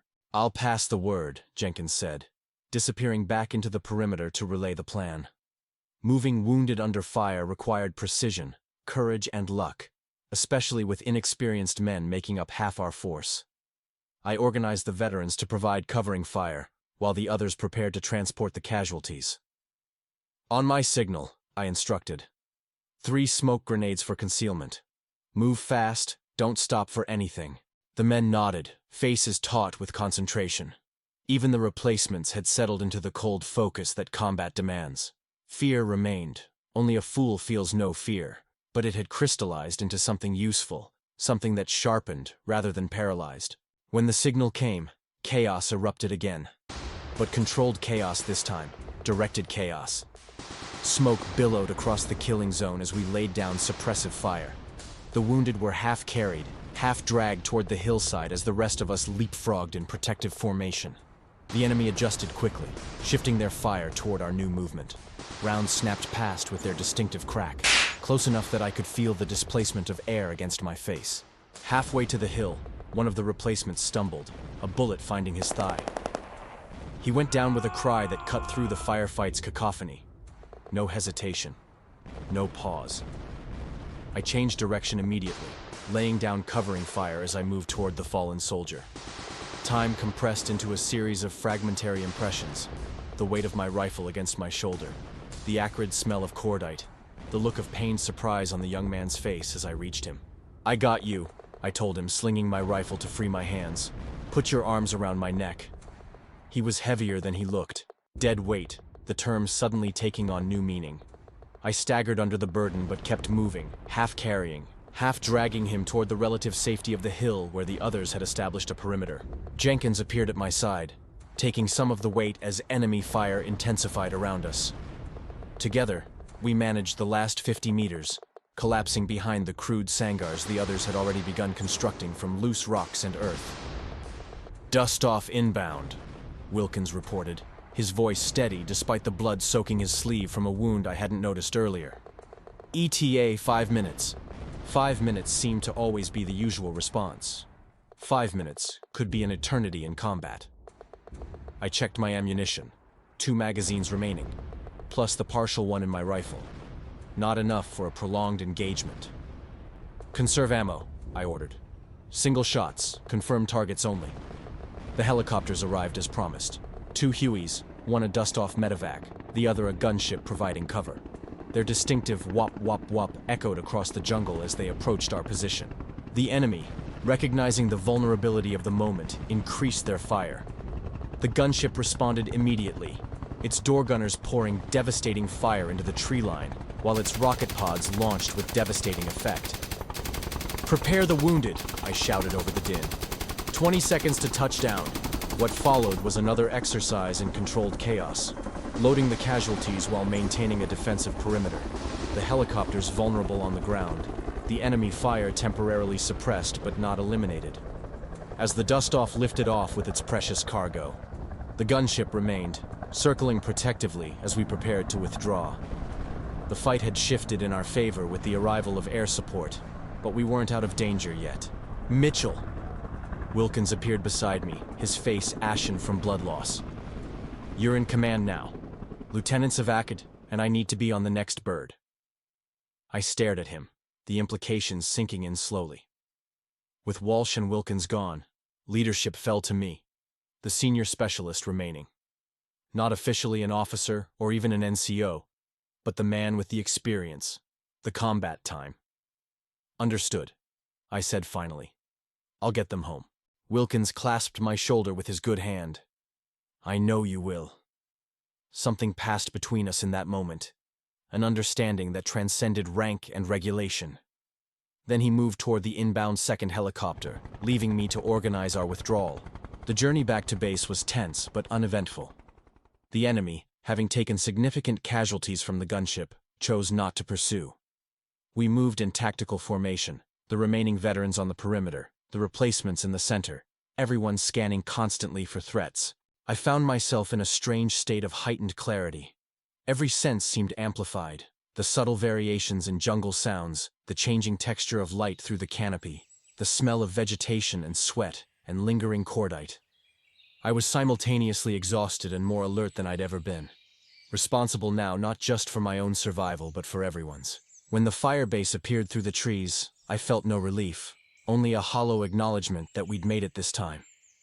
This patrol. This day. The debriefing was brief and clinical. I reported the ambush, the casualties, the response. Made recommendations about changing patrol routes for the remaining days before our withdrawal. The senior officers nodded, made notes, asked few questions. They were already focused on the logistics of departure, on the paperwork of war rather than its reality. That night, I sat alone in the now half-empty hooch, surrounded by the personal effects of men who might never return. Wilkins, evacuated to Japan for surgery. The replacements, transferred to the aid station with wounds of varying severity. Walsh, whose condition remained unknown. I took out my notebook, stared at the blank page. What could I tell Danny about today? About the weight of command, of responsibility? About the clarity I'd found in that moment of crisis? Dear Danny, I didn't hesitate today. When it happened, when the ambush hit, everything slowed down like before. But this time, I moved. No pause. No doubt. Is that growth, or just damage? Have I learned, or am I just broken in a different way now? They put me in charge after Walsh and Wilkins went down. Me, the guy who froze when it mattered most. Isn't that a hell of a thing? 8 days left in country. 8 days? And then what? Everyone keeps asking what I'll do when I get home. Truth is, I can't picture home anymore. Can't imagine fitting back into that life, being that person again. Maybe Walsh was right about staying in, At least here, the rules make sense. At least here, I understand the weight I'm carrying. I closed the notebook without finishing the entry. Some thoughts were too private, too raw, even for this one-sided correspondence with the dead. The next morning brought news. Walsh would survive but was being sent stateside for extensive rehabilitation. His combat days were over. Wilkins would recover as well, though his arm would never regain full function. The ambush had cost us 2 dead, replacements I'd barely known, and 7 wounded. A relatively light toll by Vietnam standards, but devastating for a unit on the verge of going home. The final days passed in a blur of administrative tasks. Equipment to be inventoried and transferred, reports to be filed, personal effects to be collected and shipped. The machinery of military withdrawal grinding inexorably forward despite the human cost. Through it all, I moved with a new sense of purpose. Not the desperate need for absolution that had driven me after Danny's death, but something quieter, more sustainable. I had found, if not peace, then at least a way to carry my burden, to plant my feet firmly on the earth, as the monk had said. On our last night at Lai Key, I made my final visit to the memorial. The boots, helmets, and rifles would remain, transferred to the unit replacing us, repurposed for new men who would add their own names to the invisible roster of the dead and wounded. I stood in silence, reciting my private litany one last time. Danny's name first, then all the others that had accumulated during my tour. Not seeking forgiveness anymore, but bearing witness, remembering. Ready to go home, Mitchell? I turned to find Jenkins standing a respectful distance away, his young face serious in the gathering dusk. Not sure ready is the right word, I admitted. He nodded as if he understood, though he couldn't possibly. Not yet. Maybe never, if he was lucky. What will you do? He asked, echoing the question everyone seemed fixed on. I considered the standard answers: college, job, family, the expected milestones of civilian life. None seemed real. None seemed possible for the man I'd become. I'll carry what I need to carry, I said finally, and put one foot in front of the other. It wasn't much of an answer, but it was the only honest one I had. The next morning, we boarded the Freedom Bird, the chartered airliner that would take us first to Japan, then to California, then home. The men around me were subdued, caught between relief at leaving and apprehension about returning. As the plane lifted off, I looked down at the receding landscape, the jungle and rice paddies, the firebase that had been our home, the country that had changed us all irreversibly. Danny had been right that night, all those months ago. There was a difference between thinking and knowing. I'd come to Vietnam thinking I understood war, death, sacrifice. I was leaving knowing their weight, their cost, their indelible mark. That knowledge would be my burden to carry home, heavier than any rucksack, more precious than any medal. The dead weight of experience that would forever separate those who had been here from those who hadn't. The plane banked, toward home, toward the unknown future awaiting us all. I closed my eyes, feeling the familiar weight settle into its new permanent place within me. And for the first time since that day in the valley, I didn't try to shake it off. Chapter 6. No Parade. April 1970. Oakland Army Terminal, California. The processing center hummed with the controlled chaos of military efficiency. Hundreds of returning soldiers being out-processed, decontaminated, debriefed. Forms in triplicate. Medical exams, psychological evaluations conducted with such speed and superficiality they seemed designed to overlook rather than uncover problems. "Any difficulty sleeping?" the doctor asked without looking up from his clipboard. "No, sir," I lied, the response automatic. We all lied. Admission meant delays, meant questions, meant the possibility of psychiatric holds when all we wanted was to complete this final bureaucratic gauntlet and be done. Experiencing irritability, heightened startle response, intrusive thoughts. "No, sir." The doctor glanced up briefly, his tired eyes meeting mine for a moment before returning to his form. He knew I was lying. I knew he knew. This dance of mutual deception was part of the process, the unspoken agreement to push us through the system and back into civilian life, ready or not. "You're cleared," he said, stamping my paperwork. "Next station is finance for your final pay. then transportation. I nodded my thanks and moved on, joining the shuffling line of men in identical uniforms with identical vacant expressions. We had left Vietnam, but Vietnam hadn't entirely left us. The final pay clerk counted out my money with practiced efficiency: separation pay, unused leave, travel allowance. More money than I'd seen at once in my life, though it seemed inadequate compensation for what had been taken from me. "Sign here," she instructed, pushing a form across the counter. "And here. Initial here." I complied mechanically, barely registering the amounts or the contractual language. None of it mattered. I was going home with an honorable discharge, awards and medal ribbons meant to signify courage, sacrifice, service. What they actually signified was less clear. "Transportation is offering flights or bus tickets to your home of record," she informed me. "Where are you headed?" "Pennsylvania," I replied, "but I'll make my own way." She raised an eyebrow but didn't argue. Many of us were declining the direct route home, choosing instead a more gradual re-entry into civilian life. Time to decompress, to adjust, to learn how to be around normal people again. Outside the processing center, there were protesters. I was furious. Here we were half a world away, and the people we thought we were fighting for welcomed us home with signs and spit. MPs formed a wedge between us and them. A voice began to speak in my head, Danny's words, and before I knew it, he was guiding my feet out the door where I belonged. I was done fighting. The spring sunshine bathed the parking lot in deceptive warmth. I stood for a moment, duffel bag at my feet, suddenly directionless after months of having every minute scheduled, every movement dictated by orders and objectives. "Mitchell!" A voice behind me rang out. I turned to find Jenkins approaching, his uniform crisp, his duffel slung over one shoulder. We'd been separated during processing, but had promised to reconnect before departing. "All squared away?" I asked. He nodded. "Those protesters have some nerve," he said. "I'm heading to the airport in an hour. Flight to Chicago, then home to Iowa." He hesitated. "What about you?" "Taking some time," I said. "Thought I'd see the coast first. Never been to California before." Jenkins studied me with an understanding beyond his years. In the months since the ambush, he'd grown older in ways that had nothing to do with chronology, the accelerated aging that combat brings. "Look me up when you get settled," he said, extending his hand. "My folks have a farm outside Cedar Rapids. Plenty of work if you ever need it." I took his hand, surprised by the emotion that welled up at this simple gesture of connection. I might do that. We didn't embrace, weren't those kinds of soldiers, but the handshake lingered, communicating what words couldn't.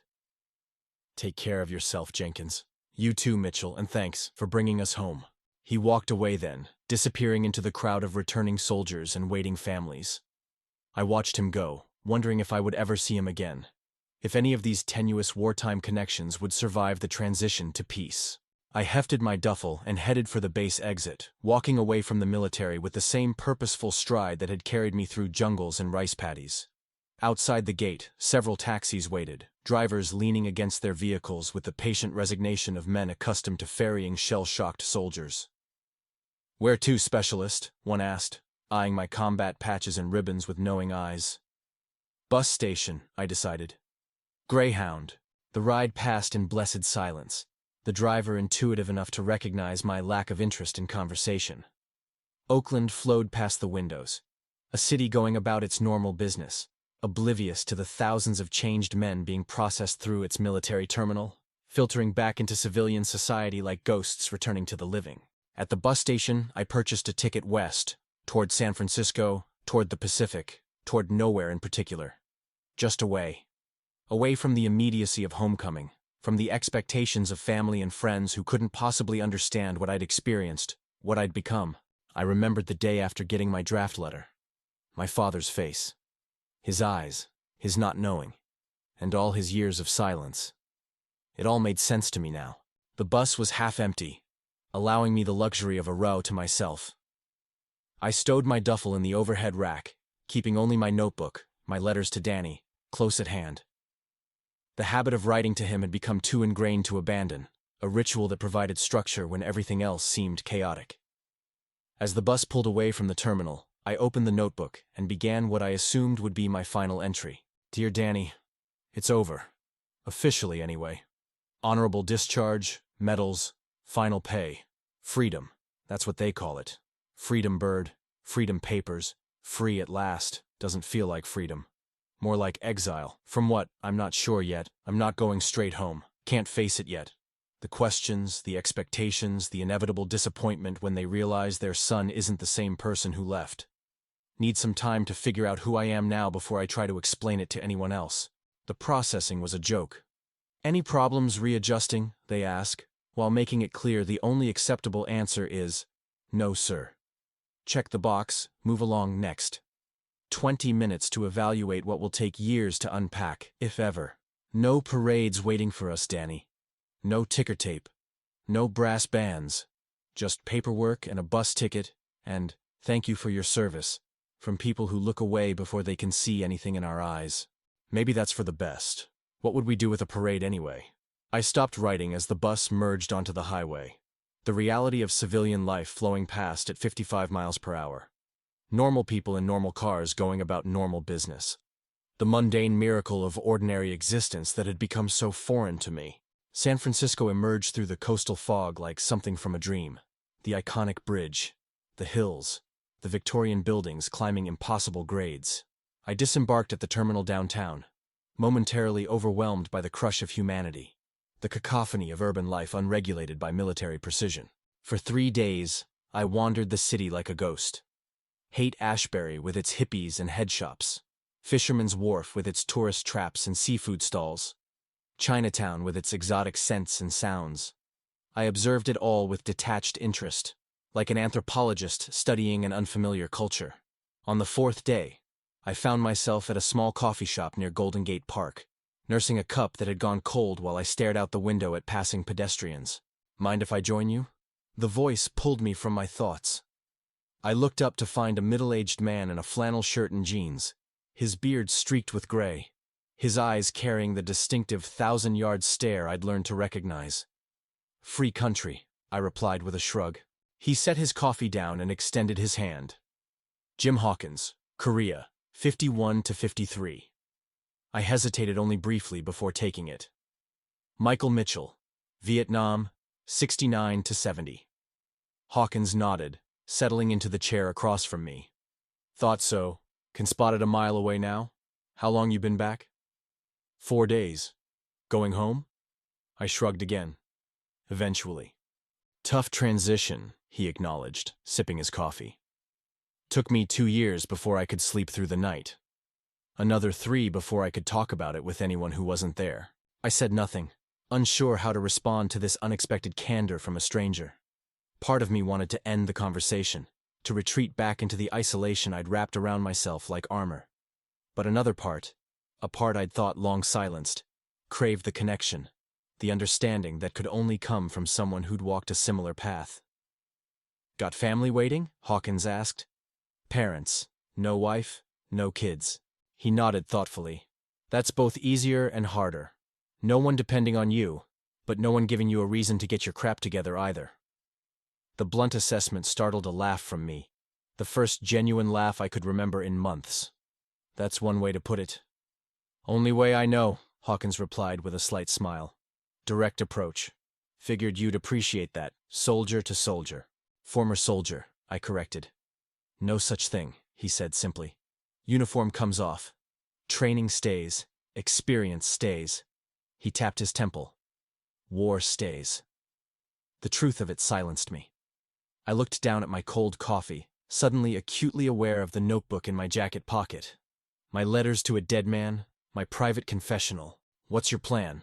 Hawkins asked after a moment. Don't have one, I admitted.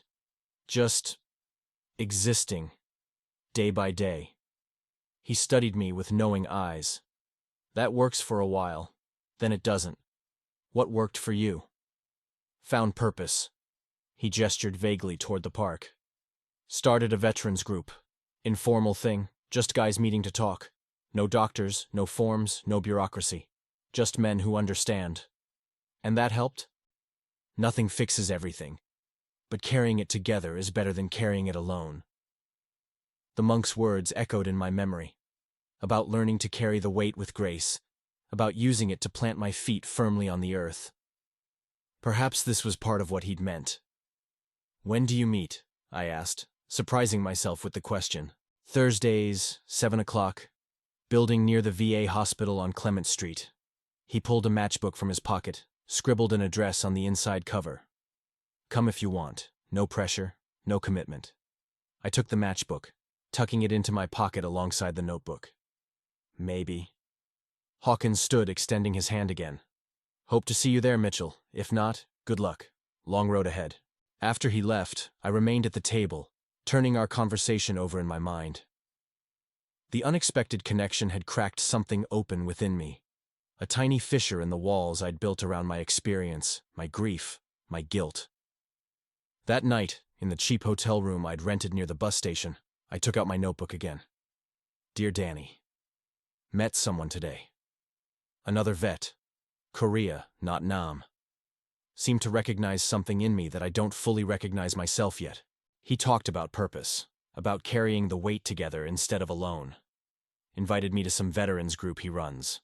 First instinct was to run the other direction. Don't want to sit in a circle talking about feelings. Don't want to revisit it all, but maybe there's something there. Been thinking about what Walsh said about finding someone who understands, who can help carry the names for a while. Maybe that's what this is. Or maybe it's just delaying the inevitable, going home, facing everyone, trying to explain what can't be explained. I keep wondering what you'd do in my place. You always had plans, always knew what came next. Even in Nam, you had that fishing charter business all mapped out, right down to the discount for vets. Me, I'm just drifting. No anchor, no destination. I paused, pen hovering above the page. For the first time since beginning these letters, I felt foolish, writing to a man who would never read them, seeking guidance from a ghost who couldn't answer. Yet the habit remained. The need to communicate, to connect, even with memory, even with absence. I miss you, man. Not just you, but who I was when you were alive. Before the hesitation, before the wait. Maybe that's what I'm really looking for out here. Not just how to go forward, but how to go back. Back to some version of myself that isn't defined by that one moment in the jungle.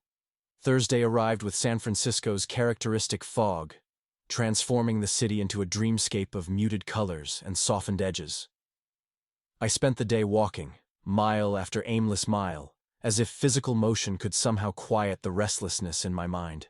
At 6:30, I found myself standing outside the address Hawkins had given me, a nondescript building near the VA hospital, its brick facade weathered by decades of coastal air. Through the windows, I could see men gathering in what appeared to be a community room, arranging chairs in a rough circle. I almost walked away. The prospect of entering that room, of exposing even a fragment of my experience to strangers, seemed suddenly overwhelming. What could I possibly say? How could I explain Danny, the hesitation, the names I carried? As I hesitated, that familiar fatal pause, the door opened and Hawkins emerged, lighting a cigarette on the building's steps. "Wasn't sure you'd come," he said, spotting me on the sidewalk. "Neither was I admitted. He took a long drag, studying me through the smoke. "Still not sure, I'm guessing." I nodded, appreciating his directness. "Not much for talking." "Nobody is, first time." He flicked ash onto the pavement. "Took me 3 meetings before I said a word. Just listened. That's allowed. The simple permission to be present without performance, to witness without participation, eased something in my chest. Maybe just for a little while." Hawkins nodded, dropping his cigarette and grinding it out with his boot. "That's how it starts." Inside, a dozen men of various ages had formed their circle, some clearly from Korea, others bearing the fresher marks of Vietnam. They nodded acknowledgement as Hawkins introduced me. No probing questions, no demands for my story. Just acceptance of my presence among them. I took a seat near the door, old habits of maintaining escape routes dying hard, and prepared myself for the discomfort of forced intimacy, of therapeutic platitudes. Instead, what I witnessed over the next hour was something else entirely. Raw truth-telling without pretense or expectation.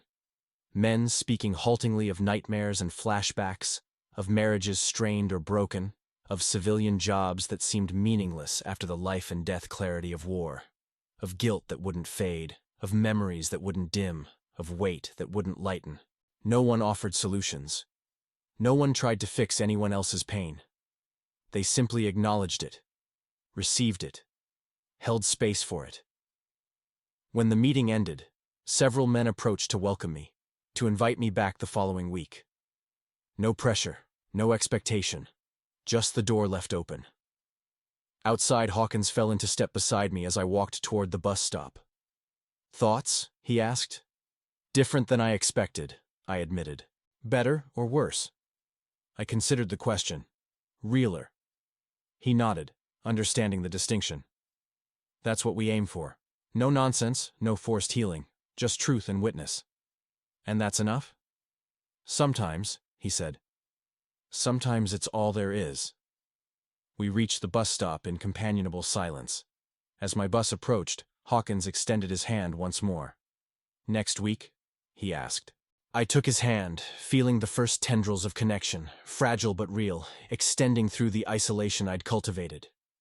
Maybe. It was non-committal, but we both recognized it for what it was. A door cracked open, a possibility acknowledged. 3 days later, I boarded a Greyhound bound for Pennsylvania. The wandering period had served its purpose, not healing, exactly, but preparation. Distance gained from which to approach the familiar. Perspective from which to view the past and future both. The cross-country journey provided ample time for reflection. Cities and towns and endless countryside flowed past the windows like a living map of an America I barely recognized, changed not by time, but by my altered perception. In my notebook, the letters to Danny evolved. Less confession now, more conversation. I told him about Hawkins, about the veterans group, about the slow, painful process of reimagining a future that hadn't died with him in that jungle valley. When the bus finally pulled into the small Pennsylvania town I'd left a lifetime ago, I was neither the boy who'd departed nor the hollow-eyed soldier who'd returned to Oakland. I was something in between. Damaged but not destroyed. Burdened but not broken. My parents were waiting at the station, their faces a mixture of joy and uncertainty. They had aged, my father's hair grayer, my mother's face more lined. But it was the caution in their eyes that struck me most. The awareness that they were meeting a stranger wearing their son's face.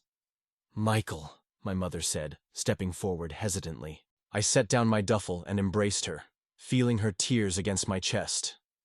My father stood awkwardly until I extended my hand, which he took with uncharacteristic emotion before pulling me into a brief, fierce hug. "Welcome home, son," he said, his voice rough with feeling. The drive to their house passed in stilted conversation. Superficial questions about my journey, careful avoidance of anything related to Vietnam. I answered mechanically, watching the familiar landmarks of my childhood slide past with strange detachment. My room remained unchanged, a shrine to the boy who'd left, preserved in amber by parental hope. Football trophies, model airplanes. Sarah's photograph still on the nightstand, though she belonged to a past life now. That night, after an awkward dinner of my mother's best cooking and my father's hesitant inquiries about my plans, I sat at my old desk and opened the notebook one last time. "Dear Danny, home now, whatever that means. Everything's the same, but different. Or I'm different. Probably both. My parents are trying. Too hard, maybe. Walking on eggshells around me like I might shatter. Can't blame them. They didn't get any training for this. How to welcome back someone who left as their son and returned as whatever I am now. Thinking about Hawkins and his group. Might try to find something similar here. Not ready to talk much yet, but maybe ready to listen. Also thinking about school in the fall. The GI Bill would cover it. Not sure what I'd study, but it would be a direction at least. A purpose, like Hawkins said. This will be my last letter to you, I think. Not because I'm forgetting, never that, but because it's time to start talking to the living again. Time to plant my feet firmly on this new ground. Goodbye, brother. Mitchell. I closed the notebook and placed it in the bottom drawer of my desk. Not hidden, not forgotten, but set aside. A chapter completed, if not concluded. 3 months passed in the strange twilight between my old life and whatever might come next. I found work at a local garage, simple physical labor that required just enough concentration to quiet my mind without demanding more than I could give. My hands, once trained for weapons, now learned the intricate machinery of engines and transmissions. There was a certain peace in fixing broken things. At night, I'd sit with my parents, the three of us navigating the delicate terrain of our new relationship. They never pressed for details about Vietnam, and I offered few. But slowly, carefully, we built a new language between us. One that acknowledged the divide without trying to erase it. I found a veterans group in Pittsburgh, driving the hour each way every Thursday. Not as raw as Hawkins's gathering, but honest enough. I mostly listened, but occasionally I'd share something small, an observation, a moment, never the full weight.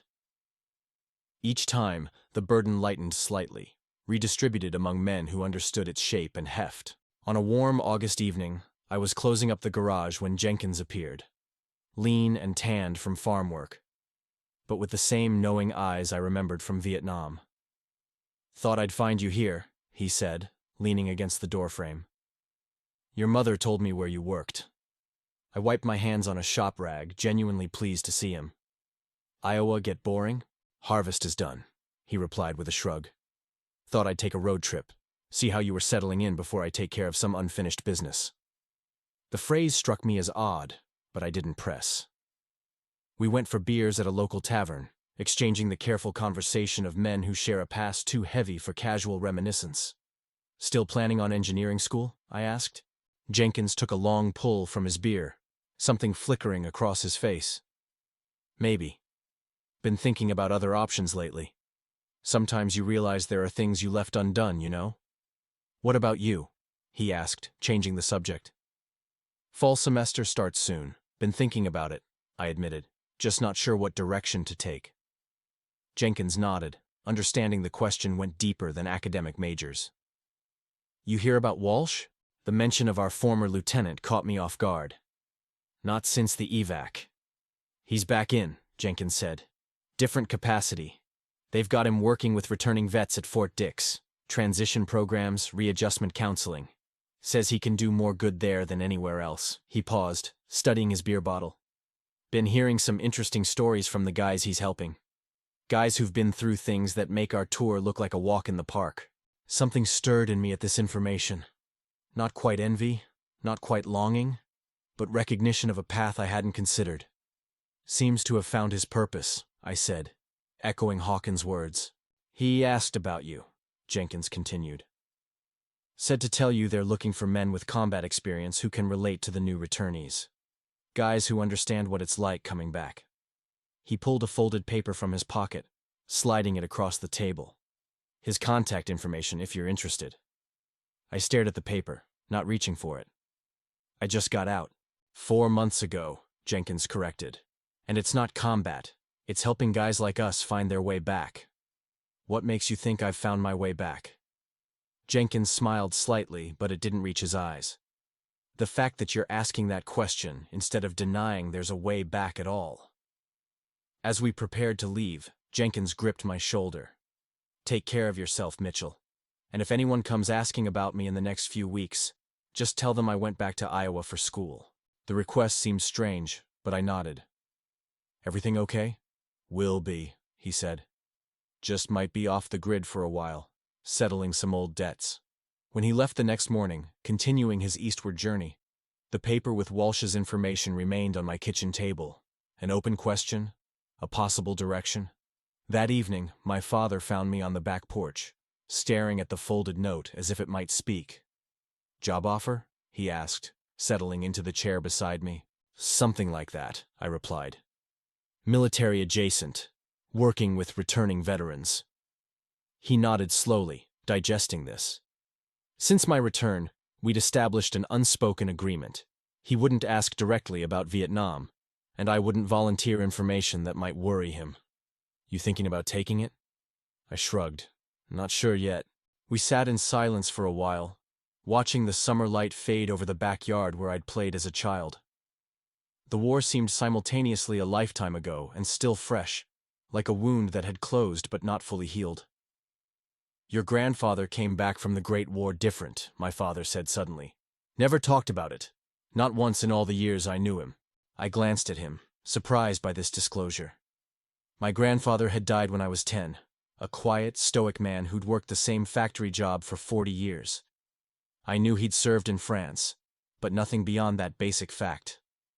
"Found his journal after he passed," my father continued, "full of things he never said aloud, horrors I couldn't imagine. But also, regrets." "What kind of regrets?" I asked, though I suspected I knew. "That he never helped the men who came after. That he carried it all alone when he might have shared the weight." My father turned to face me directly. He wrote that silence was his second war, and it was the one that nearly killed him.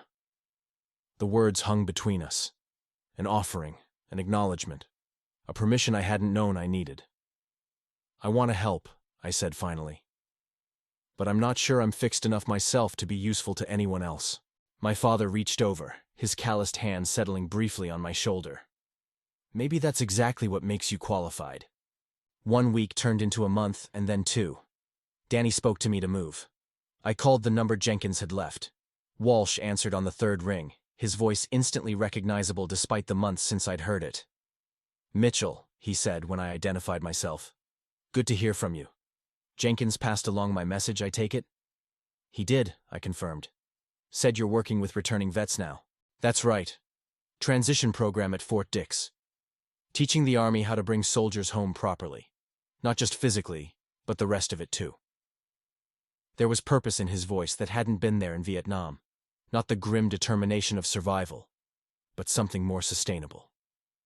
"We need men who've been there, Mitchell. Men who understand what they're facing." "I'm still figuring that out myself," I admitted. "Aren't we all?" Walsh replied. "That's the point. This isn't about having all the answers. It's about walking alongside someone who's on the same road, just a few steps behind." I thought about Hawkins in San Francisco, about the veterans group in Pittsburgh, about the careful journey back to the living I'd begun, about Danny and the weight I'd learned to carry. "I'd need some time," I said, "to finish some things here first." "Take what you need," Walsh said. "The position will be waiting. These boys coming home now, they deserve better than what we got. A better welcome, a better transition, a better chance. You wouldn't believe some of their stories if I told you." After hanging up, I stood by the phone, feeling the familiar weight shifting inside me, not lighter exactly, but more evenly distributed, more purposeful. Outside, dusk was falling. I stepped onto the porch, breathing in the Pennsylvania air, so different from the jungle, yet tied to it now by invisible threads of memory and experience. The war would always be part of me. That much was clear. The question was what I would do with that reality. The next morning, I took out a clean sheet of paper and began to write. Not to Danny this time, but to the living. To Walsh, accepting his offer. To Jenkins, thanking him for the connection. To Hawkins, explaining what his guidance had meant. A couple weeks went by, then a couple months, and finally, a letter to myself. Not a promise or a plan, but a permission. Permission to move forward without leaving the past behind. Permission to use what I'd carried as a foundation rather than a burden. The weight remained. It always would. But now it had purpose. To plant my feet firmly on the earth. To help others find their balance on the unsteady ground between war and peace. I folded the letters, sealed them in envelopes, and walked to the mailbox at the end of our drive. As I raised the red flag, signaling outgoing mail, a military transport plane passed overhead.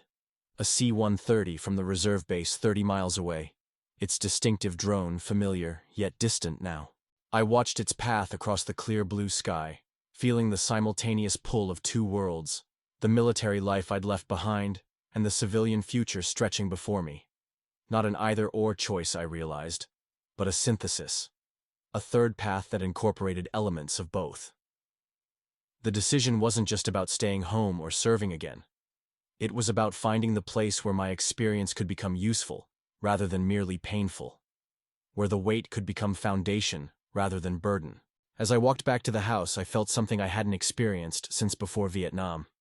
Not happiness exactly, but possibility. The road ahead was neither straight nor clear, but for the first time since coming home, I was certain it existed. The phone was ringing when I reached the front door. "Mitchell?" The voice was unfamiliar, urgent. "This is Colonel Harrison, Pentagon. I need to talk to you about Sergeant Jenkins." My blood went cold. "What about Jenkins?" "He's missing, son. Last seen 3 days ago in Cambodia. Unofficially." I sank into the kitchen chair, the weight I'd learned to carry suddenly crushing again. "Cambodia? But we're pulling out of—" "That's classified information, specialist. But there are American servicemen still operating across the border. Rescue missions. Recovery operations." A pause. Jenkins volunteered for one of them. The room spun slightly. Jenkins, who'd seemed so settled on his farm. Jenkins, who'd driven across the country just to check on me. "Why are you calling me?" I managed. "Because you know him. You served with him. And because—" Another pause. "We think he might have mentioned something to you about where he was going. A location. A name. Anything." I thought back to our conversation at the tavern, searching for any detail I might have missed. But there had been nothing, just talk of harvest and school, and Walsh's offer. "Colonel, I don't know." Mitchell pausing mid-sentence. Danny probed his memory to when Jenkins mentioned unfinished business. "There's more, Mitchell." The voice dropped lower, more urgent. "The team Jenkins was with. They were investigating reports of American POWs still being held. Men who were supposed to be dead. Men whose families were told they died in action." My mouth went dry. Danny's face flashed through my mind. Not as I'd last seen him, but as he'd been alive, laughing, making plans for his fishing charter. "We need someone who understands the terrain, the people. Someone Jenkins trusted enough to confide in." The colonel's voice was steel now. "Someone who's been there and can help us bring our boys home." Through the kitchen window, I could see my father working in his garden, my mother hanging laundry on the line. The peaceful domestic scene I'd been learning to call home. "I just got out," I said, echoing my words to Jenkins. "I'm starting over." "I know," Colonel Harrison said, "and I wouldn't ask if there were any other choice. But Jenkins is out there, and he might not be alone. There might be others, Americans who've been written off as dead but are still alive, still waiting." The weight shifted inside me, familiar and terrible. Not the weight of my own experience this time, but the weight of possibility. That somewhere in the jungles of Cambodia, American soldiers were still fighting their own war. Still waiting for someone to bring them home. "How long do I have to decide?" I asked, already knowing my answer. "The transport leaves Fort Bragg at 0600 tomorrow." My mind raced at the possibility, including one that I refused to consider. I never got to see Danny's body after we got separated in combat. Could he? No. I saw him. That wound was unsurvivable. I closed my eyes, seeing Jenkins' face across the tavern table, seeing Danny in that jungle clearing, seeing all the names I carried, and now the possibility that some of those names might still be breathing. When I opened them, my parents were both standing in the doorway, having heard enough to understand that their son, just returned, just beginning to heal, was about to leave again. "I'll be there," I told the colonel. The line went dead. I sat holding the phone, staring at my parents' stricken faces, feeling the terrible familiarity of a choice that wasn't really a choice at all. Some men come home from war. Others discover that war never really ends. It just finds new ways to call you back. And for me, I'm going back for the names I carry.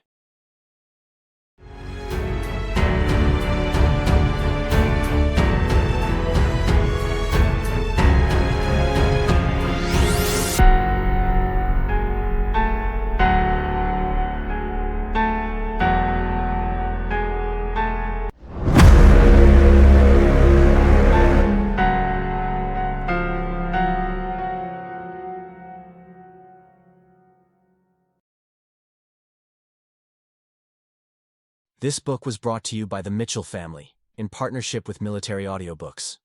Please consider liking and subscribing if you enjoyed this story. We'll see you next Friday. If you want to be a part of future stories, consider joining our Patreon page. Link is in the description.